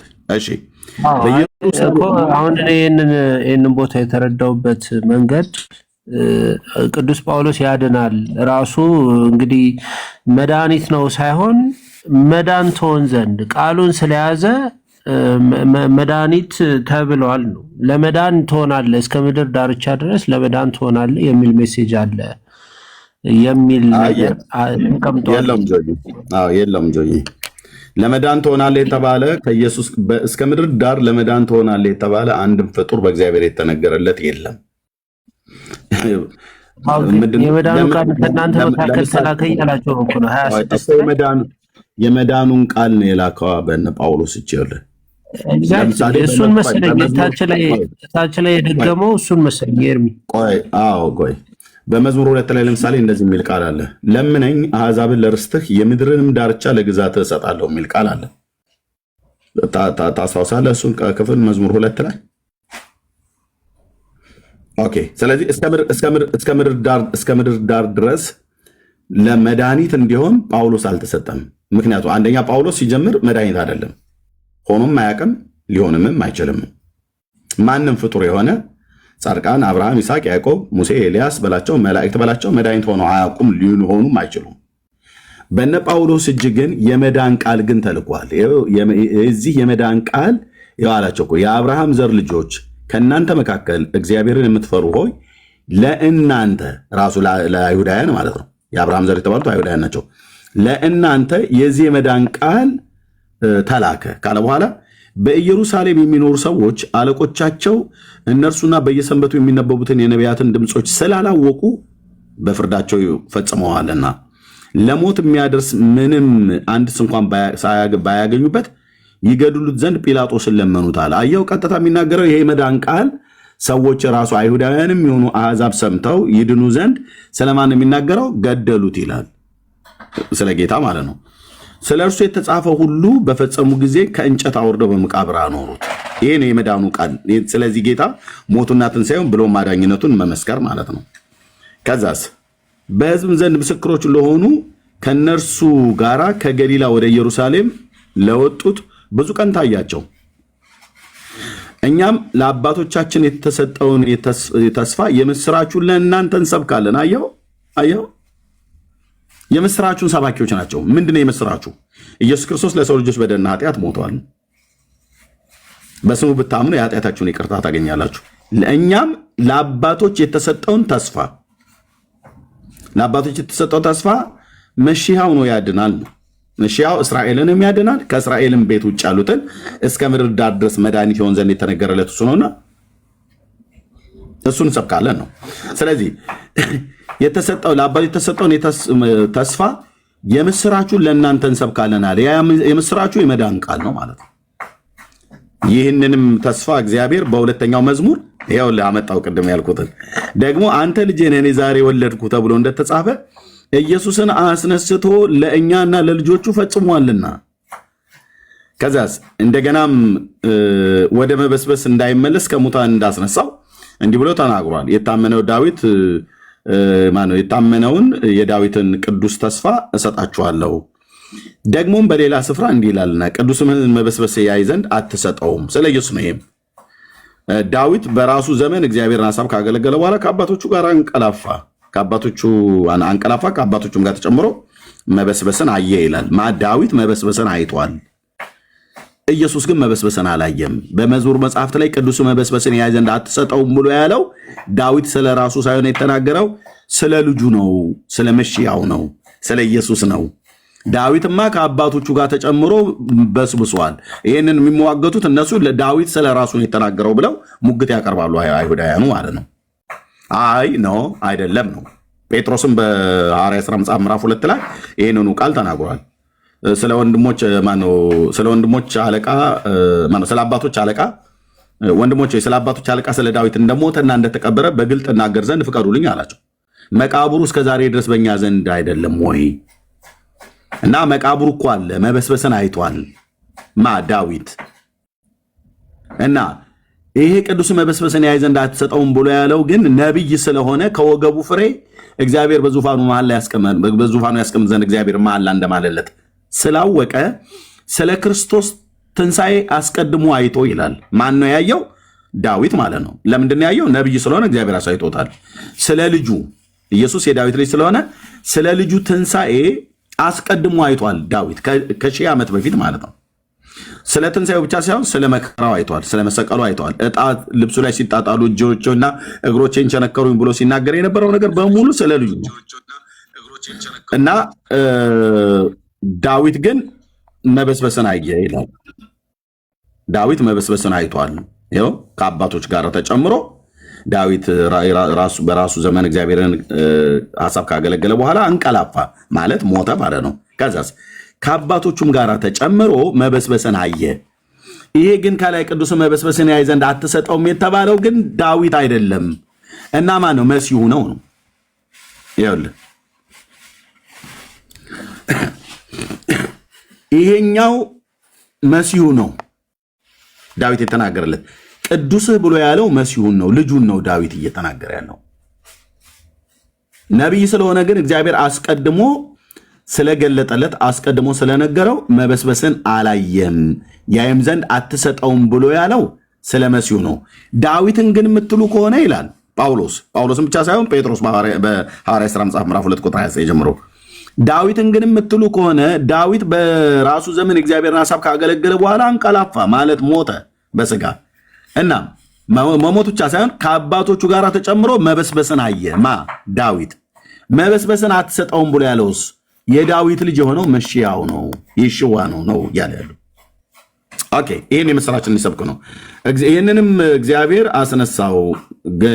ይህ እግዚአብሔር ያስነሳው ግን መበስበስን አላየም ይላል። ይህ እግዚአብሔር ያስነሳው ማንን ነው? ኢየሱስን ማለት ነው። ዳዊትን እግዚአብሔር አላስነሳውም። ትንሣኤን ይጠባበቃል። ጻድቅ ሰው ነው። አዎ በኬብሮ መቃብሩ አለ። ልክ ነው። አባቶችን በሙሉ እንዳሉ አሉ። ሁሉ ወደ ተወለዱ ወደ የአባቶቹ ተከማችቷል። አጽማቸው በኢየሩሳሌም በእስራኤል ምድር ላይ ከሰሜን እስከ ደቡብ ብትቆፍር አለ የተባለበት ቦታ ላይ ብትቆፍር ቅሪተ አካላቸውን ታገኛለህ። የአብርሃም የራስ ቅሉን ልታገኘው ትችላለህ፣ መቃብሩ ውስጥ ስላለ ማለት ነው። ዳዊትም እንደዚሁ ቢቆፈር ወይ የእግሩ ቅልጥም ወይ የእጁ ቅልጥም ምናምን ነገር ጭንቅላቱ ራስ ቅሉ ልታገኘው ትችላለህ፣ ውስጡ ስላለ ማለት ነው። አባቶች በሙሉ ሳሙኤል በል ማን ናቸው? ኦኬ። ስለዚህ ይህን እግዚአብሔር ያስነሳው ግን ይላል። ማንን ያስነሳው? እግዚአብሔር ኢየሱስ ክርስቶስም ማለት ነው። ኦኬ። የመዳን ቃል እንዲሰበክ ያስነሳው ማን ነው? ኢየሱስን ማለት ነው። እግዚአብሔርም የሞትን ጣር አጥፍቶ አስነሳው ይላል። ይህ እግዚአብሔር ያስነሳው ግን መበስበስን አላየም። መበስበስ ያላየው እግዚአብሔር ያስነሳው ኢየሱስን ነው። መበስበስን ያየው ግን ዳዊት ከአባቶቹ ጋር ተጨምሮ ነው። ይህ እንዲሰብኩ ነው። ስለዚህ መበስበስን ያየውን ዳዊትን ሳይሆን መበስበስን ያላየውን ስለ ሰው ልጆች በደልና ኃጢአት የሞተውን እኛ በስሙ የሚያምኑትንም የኃጢአታቸውን ይቅርታ ሰጥቶ ሊያጸድቃቸው የታመነውን መድኃኒትን ክርስቶስን ሊያወሩ ታዘናል። እስከ ምድር ዳር ድረስ መድኃኒት ነው የተባለው እሱ ነውና የሰው ነፍስ ሁሉ መስማት ያለባት ማን ነው? የዳዊት ልጅ ኢየሱስ ክርስቶስን ነው። እና ምን ይላል? እንግዲህ ወንድሞች ሆይ በእርሱ በኩል የኃጢአት ስርየት እንዲደረግላችሁ ይላል። በማ በኩል? ከዚህ ከሙታን በተነሳው መበስበስን ባላየው በእርሱ በኩል ማለት ነው፣ በክርስቶስ በኩል ማለት ነው። የኃጢአት ስርየት የኃጢአት ይቅርታ ማለት ነው እንዲነገርላችሁ በሙሴ ሕግ ትጸድቁበት ዘንድ ከማይቻላችሁ ሁሉ ያመነ ሁሉ በእርሱ እንዲጸድቅ በእርሱ የተባለው ማለት በክርስቶስ ማለት ነው። ያመነ ሁሉ በእርሱ እንዲጸድቅ በእናንተ ዘንድ የታወቀ ይሁን። እኛም ይህን የምስራች ልንሰብክ ነው። ይህ ነው የመዳኑ ቃልና ያመነ ሁሉ እንዲጸድቅ በኢየሱስ ክርስቶስ ያመነ ሁሉ እንዲጸድቅ ለአሕዛብ፣ ያመነ ሁሉ እንዲጸድቅ ለአይሁድ እየሰበክን ነው። ስለዚህ ወደ ምኩራቦቻችሁ መተን አስቀድመን ለእናንተ ይነገር ዘንድ ይገባል ብለን ያላችሁ የመዳንን ቃል ከገፋችሁት በራሳችሁ የዘላለም ሕይወት እንዳይኖራችሁ ከፈረዳችሁ እኛ ወደ አሕዛብ ዞር እንላለን። ምክንያቱስ የምስራችሁ የሚነገርላቸው እስከ ምድር ዳር ድረስ ያሉ አሕዛብ ሙሉ ጭምር ስላሉ ነው። እንግዲህ እናንተ የምትንቁ ሆይ ተደነቁ፣ ጥፉም። አንድስ እንኳን ቢተረክላችሁ የማታምኑትን ዘመን ስራ በዘመኔ እኔ እሰራለሁና ተብሎ በነቢያት የተነገረ ይላል። ሶፎንያስ ነው ዕንባቆም ይሄን ይናገረዋል። ልክ ነው። ኦኬ አይ ቲንክ ዕንባቆም ወይ ሶፎንያስ ከሁለቱ ነቢያት አንዱ ይናገሩታል። እዩ ተመልከቱም ተደነቁም፣ በዘመናችሁ አንዳች ቢተረክላችሁ የማታምኑትን ስራ እኔ በዘመናችሁ እሰራለሁ። እዩ ተመልከቱም ተደነቁም ብሏቸዋል። በቃ ቢተረክ እስራኤልም ይሁን አሕዛብም ይሁን እንደው ለማመን የሚከብደን ነገር እኮ አምላክ ሰው ሆኖ የተባለበት ሚስጥር እኮ ነው። አምላክ ሰው ሆኖ ለበደል ለኃጢአታችን ሞተ፣ እኛን ስለማጽደቅ በሶስተኛው ቀን ከሙታን ተነሳ። ስናምን ትጸድቃለህ። በማመን ብቻ መጽደቅ ወንድሞች እናቶች፣ አሁን ይሄ ይታመናል እግዚአብሔር ሰው ካረዳው በስተቀር። ይኸው በሙሴ ሕግ ትጸድቁበት ዘንድ ከማይቻላችሁ ሁሉ ያመነ ሁሉ በእርሱ እንዲጸድቅ በእናንተ ዘንድ የታወቀ ይሁን። ምክንያቱም እግዚአብሔር በስሙ ያመነውን ሊያጸድቅ፣ በስሙ ያመነውን ሊያድን፣ በስሙ ያመነው ተዘልሎ የዘላለምን ሕይወት እንዲያገኝ ፈቅዷል እግዚአብሔር። እና ይህንን ከአይሁድ ለአይሁድ ጀምሩልኝ ለአሕዛብም ስበኩ ብሎ የምስራቹ እንዲሰብኩ እኛም ይህንን የመዳንን ቃል ልንነግራችሁ መጠናል ነው። ስለዚህ ጳውሎስ አዳኝ አይደለም፣ የመዳኑን ቃል ግን ሊናገር የተላከ ነው። በርናባስ አዳኝ አይደለም፣ የማዳኑን ቃል ግን እንዲናገር። የማዳኑ ቃል ደግሞ የሚናገር የመዳኑ ቃል ደግሞ የሚናገረው ሞትን ድል አድርጎ ስለተነሳው ስለ እግዚአብሔር ልጅ ስለ ዳዊት ልጅ ስለ ኢየሱስ ክርስቶስ ነው ማለት ነው። እና እኔ እሰራለሁ ተብሎ በነቢያት የተነገረው እንዳይደርስባችሁ ተጠንቀቁ አላቸው። ይሄ ቃል እንዳይደርስባችሁ ምንም አንዳች ቢተረክላችሁ የማታምኑትን ስራ በዘመናችሁ እኔ እሰራለሁና ብሎ በነቢያት የተነገረው እንዳይደርስባችሁ እና ተጠንቀቁ ማለት ለመዳኑ ቃል ልባችሁን ክፈቱ ነው። ዳኑ ነው እያላችኋለሁ። ከገፋችሁት ግን ደምህ በራስ ላይ ነው እያለው ነው ያሉት ማለት ነው። በወጡም ጊዜ ይህንን ነገር በሚመጣው ዘመን በሚመጣው ሰንበት ይነግሯቸው ዘንድ ለመኗቸው ይላል እንደገና ማለት ነው። ጉባኤው ከተፈታ በኋላ ከአይሁድና ወደ ይሁዲነት ገብተው ከሚያመልኩት ብዙዎች ጳውሎስና በርናባስን ተከተሏቸው። እነሱም ሲገርፏቸው በእግዚአብሔር ጸጋ ጸንተው እንዲኖሩ አስረዷቸው። በሁለተኛውም ሰንበት ከጥቂቶች በስተቀር የከተማው ሰው ሁሉ የእግዚአብሔርን ቃል ይሰሙ ዘንድ ተሰበሰቡ። እነማ ጋር? ጳውሎስና በርናባስ ጋር። አየህ፣ የእግዚአብሔር ቃል እሱ ነው የመዳን ወንጌል ማለት ነው። የእግዚአብሔር ቃል የመዳን ወንጌል ስለማን ነው የሚናገረው? ስለ ዳዊት ነው። ማን ነው? ስለ ዳዊት ልጅ ስለ ኢየሱስ ክርስቶስ ነው። ጳውሎስ ምንድነው? የምስራች ሰባኪ ነው። በርናባስ የምስራች ሰባኪ ነው። ጳውሎስ መድኃኒትን ነው የሚያወራው እንጂ ራሱ መድኃኒት አይደለም። በርናባስ መድኃኒትን ነው የሚያወራው እንጂ ራሱ መድኃኒት አይደለም። ዮሐንስ ጴጥሮስ መድኃኒትን ነው የሚያወራው እንጂ ራሳቸው መድኃኒቶች አይደሉም። እና ተሰበሰቡ ይላል። አይሁድም ብዙ ሕዝብ ባዩ ጊዜ ቅንዓት ሞላባቸው፣ ጳውሎስንም እየተሳደቡ ጳውሎስንም የተናገረውን ቃል ተቃወሙ ይላል። ጳውሎስ የሚናገረው ምንድነው? ይህን የምስራቹን ቃል ነው፣ የእግዚአብሔርን ቃል ነው። የእግዚአብሔርን ቃል ይሰሙ ዘንድ ተሰበሰቡ ይላል። የእግዚአብሔርን ቃል ሲናገር እነዛ ጳውሎስ የተናገረውን የእግዚአብሔርን ቃል ማለት የተናገረውን ቃል የሚናገረው የእግዚአብሔር ቃል ነው። ተቃወሙ አይሁዳውያን ማለት ነው። አትቃወሙ ነው እያለች ያለው። ትወድቃላችሁ፣ ትጠፋላችሁ፣ በነቢያት የተነገረ እንዳይደርስባችሁ ተጠንቀቁ ባካችሁ። አንዳች ቢተረክላችሁ የማታምኑትን ስራ እኔ በዘመናችሁ እሰራለሁ፣ እዩ፣ ተመልከቱም፣ ተደነቁም ብሎ ያለውን ቃል አትክፉት። ከገፋችሁት ግን በራሳችሁ የዘላለም ሕይወት እንዳይገባችሁ ፈርዳችኋል። ለአባቶቻችን የሰጠውን የተስፋ ቃል ፈጽሞታል። ከብላቴናው ከዳዊት ቤት የመዳንን ቀንድ አስነስቷል። ስለዚህ ይህንን ለእናንተ እንነግራችኋለን። ከዛስ እናንተ ብቻ ሳይሆን እስከ ምድር ዳር ድረስ መድኃኒት ትሆናለህ ተብሎ የተነገረለት መሺያው ነውና እናንተ ከተቀበላችሁትም ሰብከን ወደ ሌሎች እናልፋለን ነው። ካልተቀበላችሁትም ወደ ሌሎች እናልፋለን ነው። ኦኬ። ጳውሎስና በርናባስ ገርጠው የእግዚአብሔርን ቃል አስቀድመው ለእናንተ ይነገር ዘንድ ያስፈልጋል። ከገፋችሁት የዘላለም ሕይወት እንዳይገባችሁ በራሳችሁ ላይ ከፈረዳችሁ ግን እነሆ ወደ አሕዛብ ዘወር እንላለን። እንዲሁ ጌታ እስከ ምድር ዳርቻ ድረስ ለማዳን ትሆኑ አይልም። በርናባስና ጳውሎስ አይደሉ እዚህ ጋር ትሆኑ ዘንድ አላለም። ትሆን ዘንድ ለአሕዛብ ብርሃን አድርጌያችኋለሁ አላለም። አድርጌሃለሁ ለማን የተናገረው? ለኢየሱስ ማለት ነው ብሎ አዞናልና አሉ። አሕዛብም ሰምተው ደስ አላቸው፣ የእግዚአብሔርንም ቃል አከበሩ። ለዘላለም ሕይወት የተዘጋጁ ሁሉ አመኑ። የጌታም ቃል በአገር ሁሉ ተስፋፋ። አይሁድ ግን የሚያመልኩትን የከበሩት ሴቶችና የከተማ መኳንንትን አወቁ። ጳውሎስና በርናባስ ላይ ስደትን አስነስተው ከሀገራቸው አስወጧቸው ይላል። እነርሱ ግን የእግራቸውን ትቢያ አራግፈውባቸው ወደ ኢቆንዮን ወጡ። በደቀ መዛሙርትም ደስታና መንፈስ ቅዱስ ሞላባቸው ይላል። በቃ ይሄ ጌታ የላካቸው ሂዱ ብሎ ከላካቸው በኋላ እነሱ በመንፈስ ቅዱስ ተልከው ከወጡ በኋላ በዛ በሐዋርያት ሥራ መጽሐፍ ምዕራፍ 13 ቁጥር 4 ላይ ይሄ ጌታ አብሯቸው ነበር ከነሱ ጋር።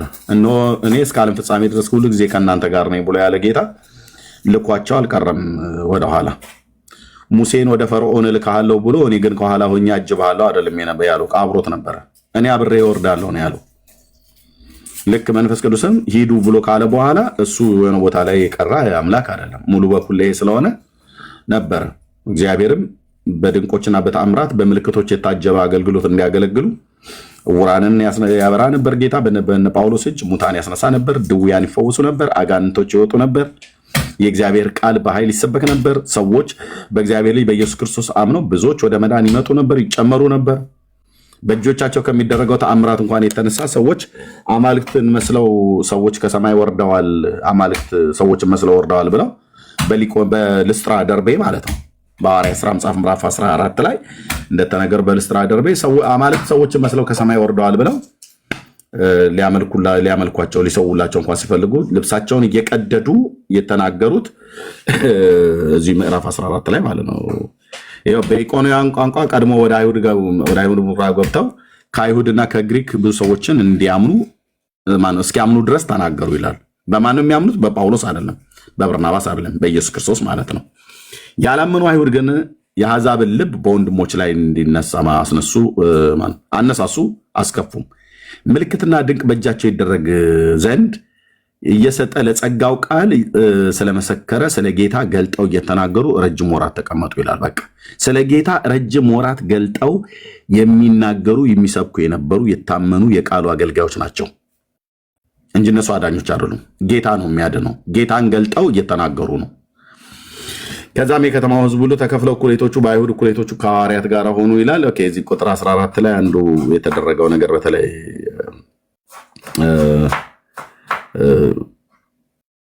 ማነው ከቁጥር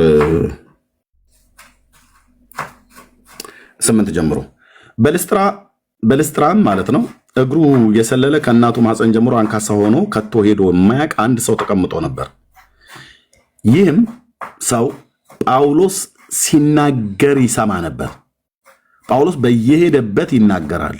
የሚናገረው ዝም ብሎ የሆነ የመናገር አባዜ ተጠናውቶት ሳይሆን በቃ የተላከ ነው። የምስራቹን ቃል ሰባኪ ነው፣ ተናጋሪ ነው። እና ጳውሎስ የሚናገረውን ይሰማ ነበር።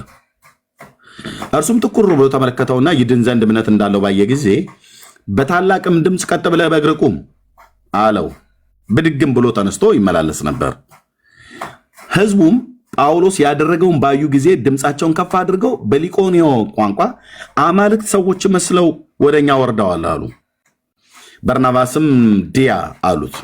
ከጣዖቶቻቸው መካከል አንደኛው ዲያ የሚባል ጣዖት ቤት ነበራቸው፣ ቴምፕል ነበራቸው። ጳውሎስንም እሱም በመናገር ዋና ስለነበር ሄርሜን አሉት ይላል። ዲያና ሄርሜን የሚባሉት ጣዖታት ነበራቸው በዛ በልስጥራ ደርቤን ማለት ነው። ወዲያውኑ እጆቻቸው ላይ ተአምር ሲደረግ ሽባ ሰው ሲነሳ አዩና አይ ይሄማ ዲያ ነው፣ አማልክታችን ዲያ ነው ራሱ ሰው መስሎ ነው እንጂ የወረደው ዲያ ነው ብለው አሉት። በርናባስን አይተውት ይሄ ዲያ ነው አሉት። ይሄ ዲያ ነው፣ ይሄ ቁጭ ይኸው ዲያን ይመስላል ብለው ማለት ነው። ጳውሎስ ደግሞ በመናገር ዋና ስለነበር ሄርሜን ብለው አሉት። ይሄማ ሄርሜን ነው፣ ሄርሜን ነው ከሰማይ የወረደው ብለው ማለት ነው። አማልክት ሰዎችን መስለው ከሰማይ ወርደዋል። ኦኬ ሶሪ አማልክት ሰዎችን መስለው ከየት ነው የመጣሁት ከሰማይ ብሎ የሚለውን ይቅርታ። አማልክት ሰዎችን መስለው ወደኛ ወርደዋል። ሶሪ እኔ ነኝ የጨመርኩት፣ ይቅርታ። ወርደዋል። በርናባስንም እንዲህ አሉት። ጳውሎስንም እርሱ በመናገር ዋና ስለነበር ሄርሜን አሉት። በከተማው ፊት ቤተ መቅደስ ያለውን የዲያ ካህን ኮርማዎችና የአበባ አክሊሎችን ወደ ደጃፍ አመጡ። ህዝቡም ጋር ሊሰውላቸው ወደዱ ይላሉ። ወደ ቴምፕላቸው ወሰዷቸው። ዲያ የሚባለው ጣዖት የተሰራበት የእሱ ቴምፕል አለ። የእሱ ደግሞ አገልጋዮች የሆኑ አሉ።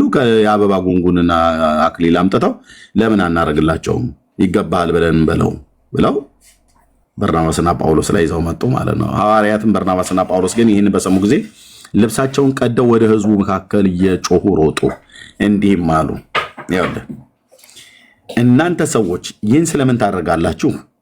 እኛ ደግሞ እንደናንተ የምንሰማ ሰዎች ነን። ከዚህ ከንቱ ነገር ሰማይና ምድርን ባህርን በእርሱ ያለውን ሁሉ ወደ ፈጠረ ወደ ሕያው እግዚአብሔር ዘወር እንድትሉ ወንጌል እንሰብካለን። በቃ እነሱ ወንጌል ሰባኪዎች ናቸው። ወንጌል ደግሞ የምስራች ነው።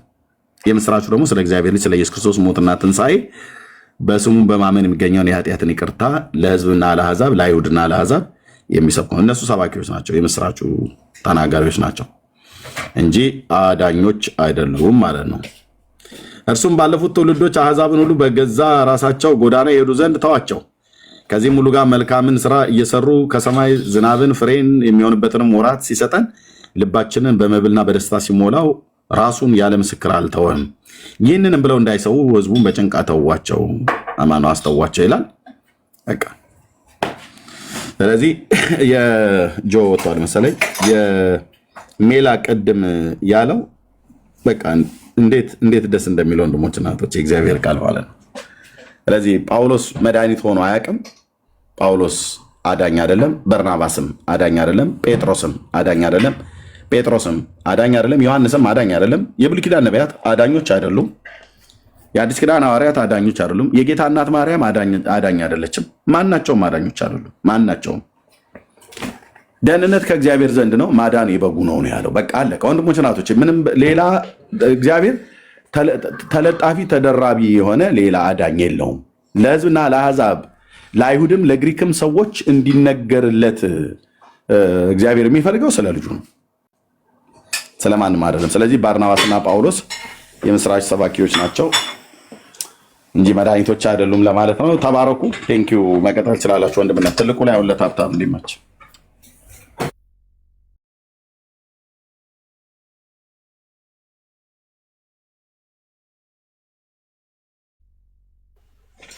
እሺ ጸጋ ይብዛላችሁ ወንድሞች፣ ተባረኩ። ቤና ሰላም።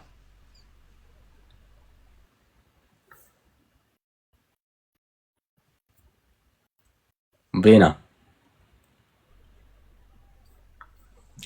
እሺ፣ ሌላ ኦርቶዶክስ ያለ ቤና እየሰማን አይመስለኝም። ቆይ አይደል? እሺ ሌላ ኦርቶዶክስ ያለ የተነሳው ሐሳብ ላይ ማውራት መነጋገር የሚችለው ኦርቶዶክሳዊ ካለ እንቀበል።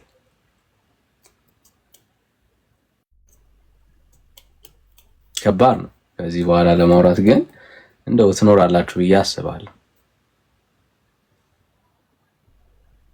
ሌላ ኦርቶዶክሳዊ የቅዱሳን ምልጃ ነገረ ማርያም ማስረጃ አለኝ ብሎ ማውራት የሚችል ኦርቶዶክሳዊ ካያችሁት፣ ሐሳቡን በደንብ ከተረዳችሁት የሚታገሉት ከኢየሱስ ውጪ ሌላ አዳኝ እንዳለ ለማሳየት ሁሉ ጭምር ነው አይደል?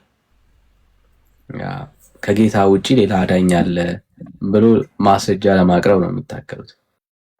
እሱን ነው የምንገነዘበው። እና እኛ ደግሞ ኢየሱስ ክርስቶስ ብቻ ነው አዳኝ ነው እያልን እየታገልን ያለ ነው። መጽሐፍ ቅዱስ ውስጥ ያለው እሱ ብቻ ስለሆነ ማለት ነው። ወንድምነት ማይከፈትክ በቃ ይሄው ነው የነሱ ልፋታቸው። የሚከራከሩን፣ የሚሰድቡን፣ ከፍ ዝቅ የሚያደርጉን በቃ ለምን ኢየሱስ ብቻ ነው ብላችሁ ትላላችሁ? መድኃኒት ለምን ቤዛ ኢየሱስ ነው ብቻ ብላችሁ ትላላችሁ? ለምን እረፍት በኢየሱስ ክርስቶስ ነው ብቻ ትላላችሁ? ነው በቃ ለምን ሰው በኢየሱስ ብቻ ተስፋ እንዲያደርግ ትናገራላችሁ?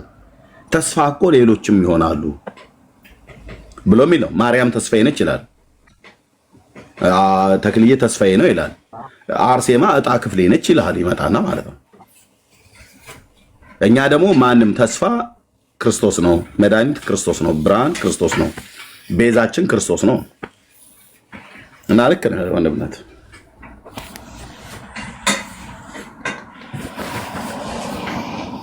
ይሄው ልዩነታውን በደንብ እንድታዩት ያክል ነው። እና በተለይ በቅንነት የምትሰሙን ሰዎች ካላችሁ በቃ ትግሉ ይሄ ነው። እኛ ሰዎች ወደ እግዚአብሔር እንዲቀርቡ የጌታን የማዳን ተስፋ እንዲመለከቱ እሱን ነው እየሞገትን ያለ ነው፣ እያሳየን ያለ ነው።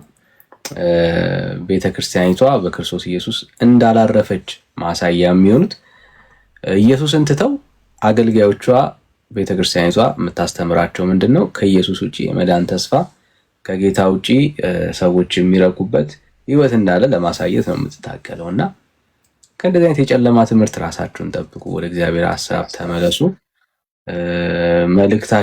መልእክታችን ነው ሁሌ የምናስተላልፈው ማለት ነው። ለወንጌሉነት ልባችሁን ክፈቱ።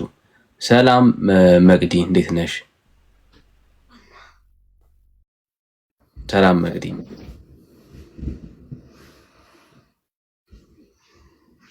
ሰላም መቅዲ።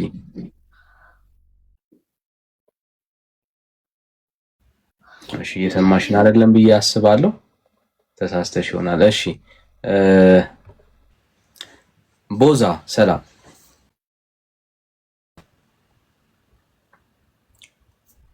ቦዛ ሰላም ቦዛ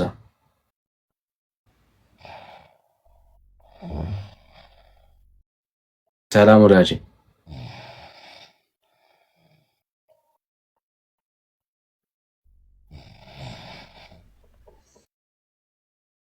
እሺ አይ ቲንክ በእንቅልፍ ልቡ እንደሆነ ያስታውቃልና እሺ ሌላ ሰው ካለ አዎ አንዳንዱ በእንቅልፍ ልቡ ነው እየላከ ያለውና እንዴት ነው ወንድምነት የመክፈት አቅም አለ? ወደ አንተ ሙቭ እናድርግ። ምን አልከኝ ወንድምነት? የመክፈት አቅም አለ ወደ አንተ ሙቭ እናድርግ ያልኩ አይደል ነው ቆይ ኦኬ አይ ችግር የለም ልጆቼን ትምህርት ቤት ድሮፕ አድርጌ ስለመጣ መክፈት እችላለሁ። አንተ ጋር ልጅ ስለሆነ ተኙ። ልክ ነው። ኦልሞስት ወደ 9 ሰዓት ምናምን አካባቢ አይደል? 9 ነው 8 ሰዓት ሊሆን ማለት 8 ሰዓት ሊሆን አይ ተኙ በቃ ወንድምነት። እስኪ እኔም አረ ነው ሰው የሚረፍ ታፕ ኮፒንግ ሼር ማስደረጉ ያደክማልና ይረፉ። እሺ ማጠቃለያ እንስራ። ማጠቃለያ ሰው ሀሳቦችን እንጨምር ካሉ እንቀበላለን። ርዕስ ማውራት የሚችለው ኦርቶዶክሳዊ ካለ በእውነት ትንሽ ልንቆይ እንችላለን። ቢያንስ ከአንድ ሰዓት ምናምን ከዚህ በኋላ መቆየት እንችላለን። ለመናገር አልለከመንም፣ ግን ርዕሱ ከዚህ በላይ ካላስኬዳቸው በሚል ነውና ካላችሁ እስቲ እንደ አንድ ኦርቶዶክሳዊ መልስ ያለው ሰው ይኖራል? መልስ አላችሁ ኦርቶዶክሳውያን? ቅድም መቅዲ አንስታለች ጥያቄ፣ እነሱንም ጥያቄዎች እንመልስባቸው፣ እስከዛ ድረስ እናወራባቸው። እሺ ብሩኬ ለአንተ ነበር የቀረበው ጥያቄ ትዝ ይልሃል? ለማን ነበር? ሜላይ ለአንተ ነው?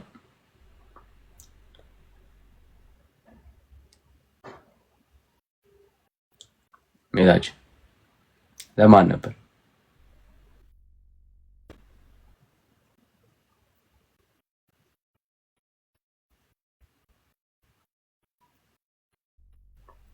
ተቋረጥኩ እንዴ ወገኖች?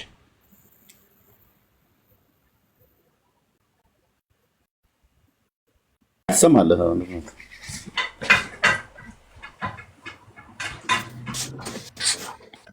በቃ እረፍት አድርጎ ነበር። እሺ የሆነ ጥያቄ አረ እሺ ማጠቃለያ ስራሽ ወንድምነት፣ ማጠቃለያ ሀሳብ። ኦኬ እሺ ያው የሁሉ ቀን መጀመሪያችንም መጨረሻችንም ኢየሱስ ክርስቶስ ነው። ሰው በጌታ ካላረፈ በፍጡር አያርፍም። እግዚአብሔር ያለው እግዚአብሔር የተናገረው በመጽሐፍ የተጻፈው በብሉይ ኪዳን ነቢያት፣ በአዲስ ኪዳን ሐዋርያት የተነገረ የተሰበከ ግልጽ ሆኖ ደምቆ የተጻፈ ሰው ሰውን አምኖ መንግስተ ሰማያት ይገባል። ሰው ሰውን አምኖ የኃጢአት ይቅርታውን ያገኛል። ሰው ሰውን ተስፋ አድርጎ ለዘላለም ተዘልሎ ይቀመጣል ብሎ የሚል አንድም የለም። ይልቁንም ከዚህ የተቃራኒ ሰው በሰው ቢታመን ስጋ ለባሹን ክንዱ ቢያደርግ የተባረከ ነው ሳይሆን ብሎ የሚለው የተረገመ ነው ብሎ የሚለው። ስለዚህ ቅዱሳን ፍጥረታት እግዚአብሔር የፈጠራቸው ቅዱሳን መላእክት፣ እንደዚሁም ቅዱሳን ሰዎች የጌታችን እናት ማርያምን ሁሉ ጨምሮ ማለት ነው፣ በማርያም የሚታመን ሰው የተረገመ ትውልድ ነው። ወንድሞች እናቶች፣ ማርያም ኃጢአቴን ታስተሰርይልኛለች፣ ማርያም ታድነኛለች፣ ማርያም ቤዛዬ ናት ብሎ የሚል መጽሐፍ እንደሚል በትንቢተ ኤርምያስ ላይ የተረገመ ትውልድ ነው ማለት ነው። ምክንያቱም ስጋ ለባሹን ነው ክንዱ ያደረገው፣ በስጋ ለባሽ ነው የታመነው። ኦኬ ለምሳሌ ማርያም የጌታችን እናት መሆኗ እሱ እንደዛ እናምናለን፣ ይሄ ችግር የለውም። ማርያም ግን ኃጢአቴን ይቅር ትለኛለች፣ በማርያም ድነት አገኛለሁ፣ ማርያም ቤዛዬ ናት፣ ማርያም ለኃጢአተኞች መድኃኒት ናት ብሎ የሚል ትምህርት ግን ያለው ግን በሙሉ የተረገመ ትውልድ ማለት ነው። ለዚህ ነው እነሱ በክርስትና ውስጥ በመንፈሳዊ ህይወት ውስጥ ያሉ ይመስላቸዋል፣ ግን በእርግማን ውስጥ ነው ያሉት። እንደ ብሉይ ኪዳን ነቢያት የተናገሩትን መጽሐፍ የተተው ሰው እምነቱን በእግዚአብሔር ላይ እንዲያደርግ ነው የሚመካ፣ በእግዚአብሔር የሚመካ የሚደገፍ በእግዚአብሔር ይደገፍ ነው ያለው። አለቀ በቃ ወንድሞች እናቶች። ስለዚህ በቅዱሳን ምልጃ በኩል የዘላለምን ህይወት ድነትን አታገኝም። ኦኬ አታገኝም። ያውም ከሞቱ በኋላ በአጸደ ስጋ የሌሉ ሰዎችን ሁሉ ጭምር በሰማያት ተቀምጠው በእግዚአብሔር ገነት አርፈው ባሉበት ሊሰሙና ሊያደምጡ በማይችሉበት ዓለም ውስጥ ያለ ሰው ከዚህ ሆኖ አንድ ሰው ወደዛ እመቤቴ ድረሽልኝ ብሎ ደርሳለትም አታውቅም፣ ልደርስለትም አትችልም። ማንንም አድና አታውቅም። ማዳን የእግዚአብሔር ነው፣ ደህንነት የበጉ ነው። ስለዚህ በኢየሱስ ክርስቶስ በብሉይ ኪዳን ነቢያትና በአዲስ ኪዳን ሐዋርያት በተነገረው በዳዊት ልጅ በኢየሱስ ክርስቶስ አምናችሁ ትድኑ ዘንድ አምናችሁ ተዘልላችሁ አርፋችሁ ትቀመጡ ዘንድ ወደ እግዚአብሔር ልጅ ኑ እንላችኋለን። ወንድሞች እናቶች ኑ። ክርክሩን ተይው እህትዬ። ማንንም ተስፋ አድርገህ ወደ ማንም ብትሄድ ከቅዱሳን ወደ ማናቸው ትዞራለህ እኮ ይላል። ማናቸውስ ሊያድኑ ይችላሉ? አንዳቸውም አይችሉም። አብርሃም ያድነኛል ብለህ ብትለው አያድንህም። ሙሴ ያድነኛል ብለህ ብትለው አያድንህም። ኤልያስ ያድነኛል ብለህ ብትለው ፈጽሞ አያድንህም። ምክንያቱስ ማዳን የነሱ አይደለም። ዳዊት ያድነኛል ብለህ ብትለው አያድንህም። እነዚህ ትልልቅ ፈርጥ የሆኑ አባቶችን ነው የምጠራው። ታዲያ እነዚህ አባቶች ካላዳኑ የአንተ ተክለ ሃይማኖት እንዴት ሊያድን ይችላል? አርሴማ የምትባለው ወይዘሮ ሆነች ወይዛዝርት እንዴት ልታድን ትችላለች? በፍጹም ወንድሞች እናቶች። ስለዚህ መዳን በእግዚአብሔር ልጅ በኢየሱስ ክርስቶስ ነው። በብሉያትም በአዲስ ኪዳንም የተሰበከው የተነገረው እውነት ይሄ ነው። በነቢያትም በሐዋርያትም የተነገረው እውነት ይሄ ነው። እነዚህም አባቶች እስከ ምድር ዳርቻ ድረስ ሄደው መድኃኒትን ያወሩት ኢየሱስ ያድናል ነው፣ ኢየሱስ ጌታ ነው ብለው ነው የሰበኩት። ስለዚህ ይህንን ወንጌል ስብከት ዛሬም እኛ እንሰብካለን። ጌታ በሰጠን ዘመን እንላችኋለን። በስሙ ብታምኑ የዘላለም የኃጢአት ይቅርታችሁን ታገኛላችሁ። ለዘላለም ታርፋለህ ወንድሜ፣ ለዘላለም ታርፊያለሽ እህቴ። ይሄው እኛን አሳርፎናል፣ ከመቅበዝበዝ አድኖናል፣ አርፈን ተቀምጠናል። የዘላለምን ርስት ወራሾች እንድንሆን እግዚአብሔር ጠርቶናል። ስለዚህም ይሄ የዘላለም ሕይወት አለን። ገና መንግስተ ሰማያት ሄጄ ገብቼ አይደለም ማረጋገጠው፣ ኦልሬዲ የተረጋገጠ ነው። ስማችን በሕይወት መጽሐፍ ላይ ተጽፏል። የኃጢአት ዕዳችን ይቅር ተብሎልናል። በእርሱ ስናምን ያገኘኑ ሰላም፣ ያገኘኑ እረፍት፣ ያገኘኑ ተስፋ፣ የዘላለም ተስፋ፣ የዘላለም መዳን ነው የተሰጠን። ስለዚህ ይህንን የመዳንን ቃል አትክፉ። የመዳኑ ቃል ኢየሱስ ያድናል ብለው ነው አባቶች የሰበኩት። አትክፉ ነው ብለን የምንለው።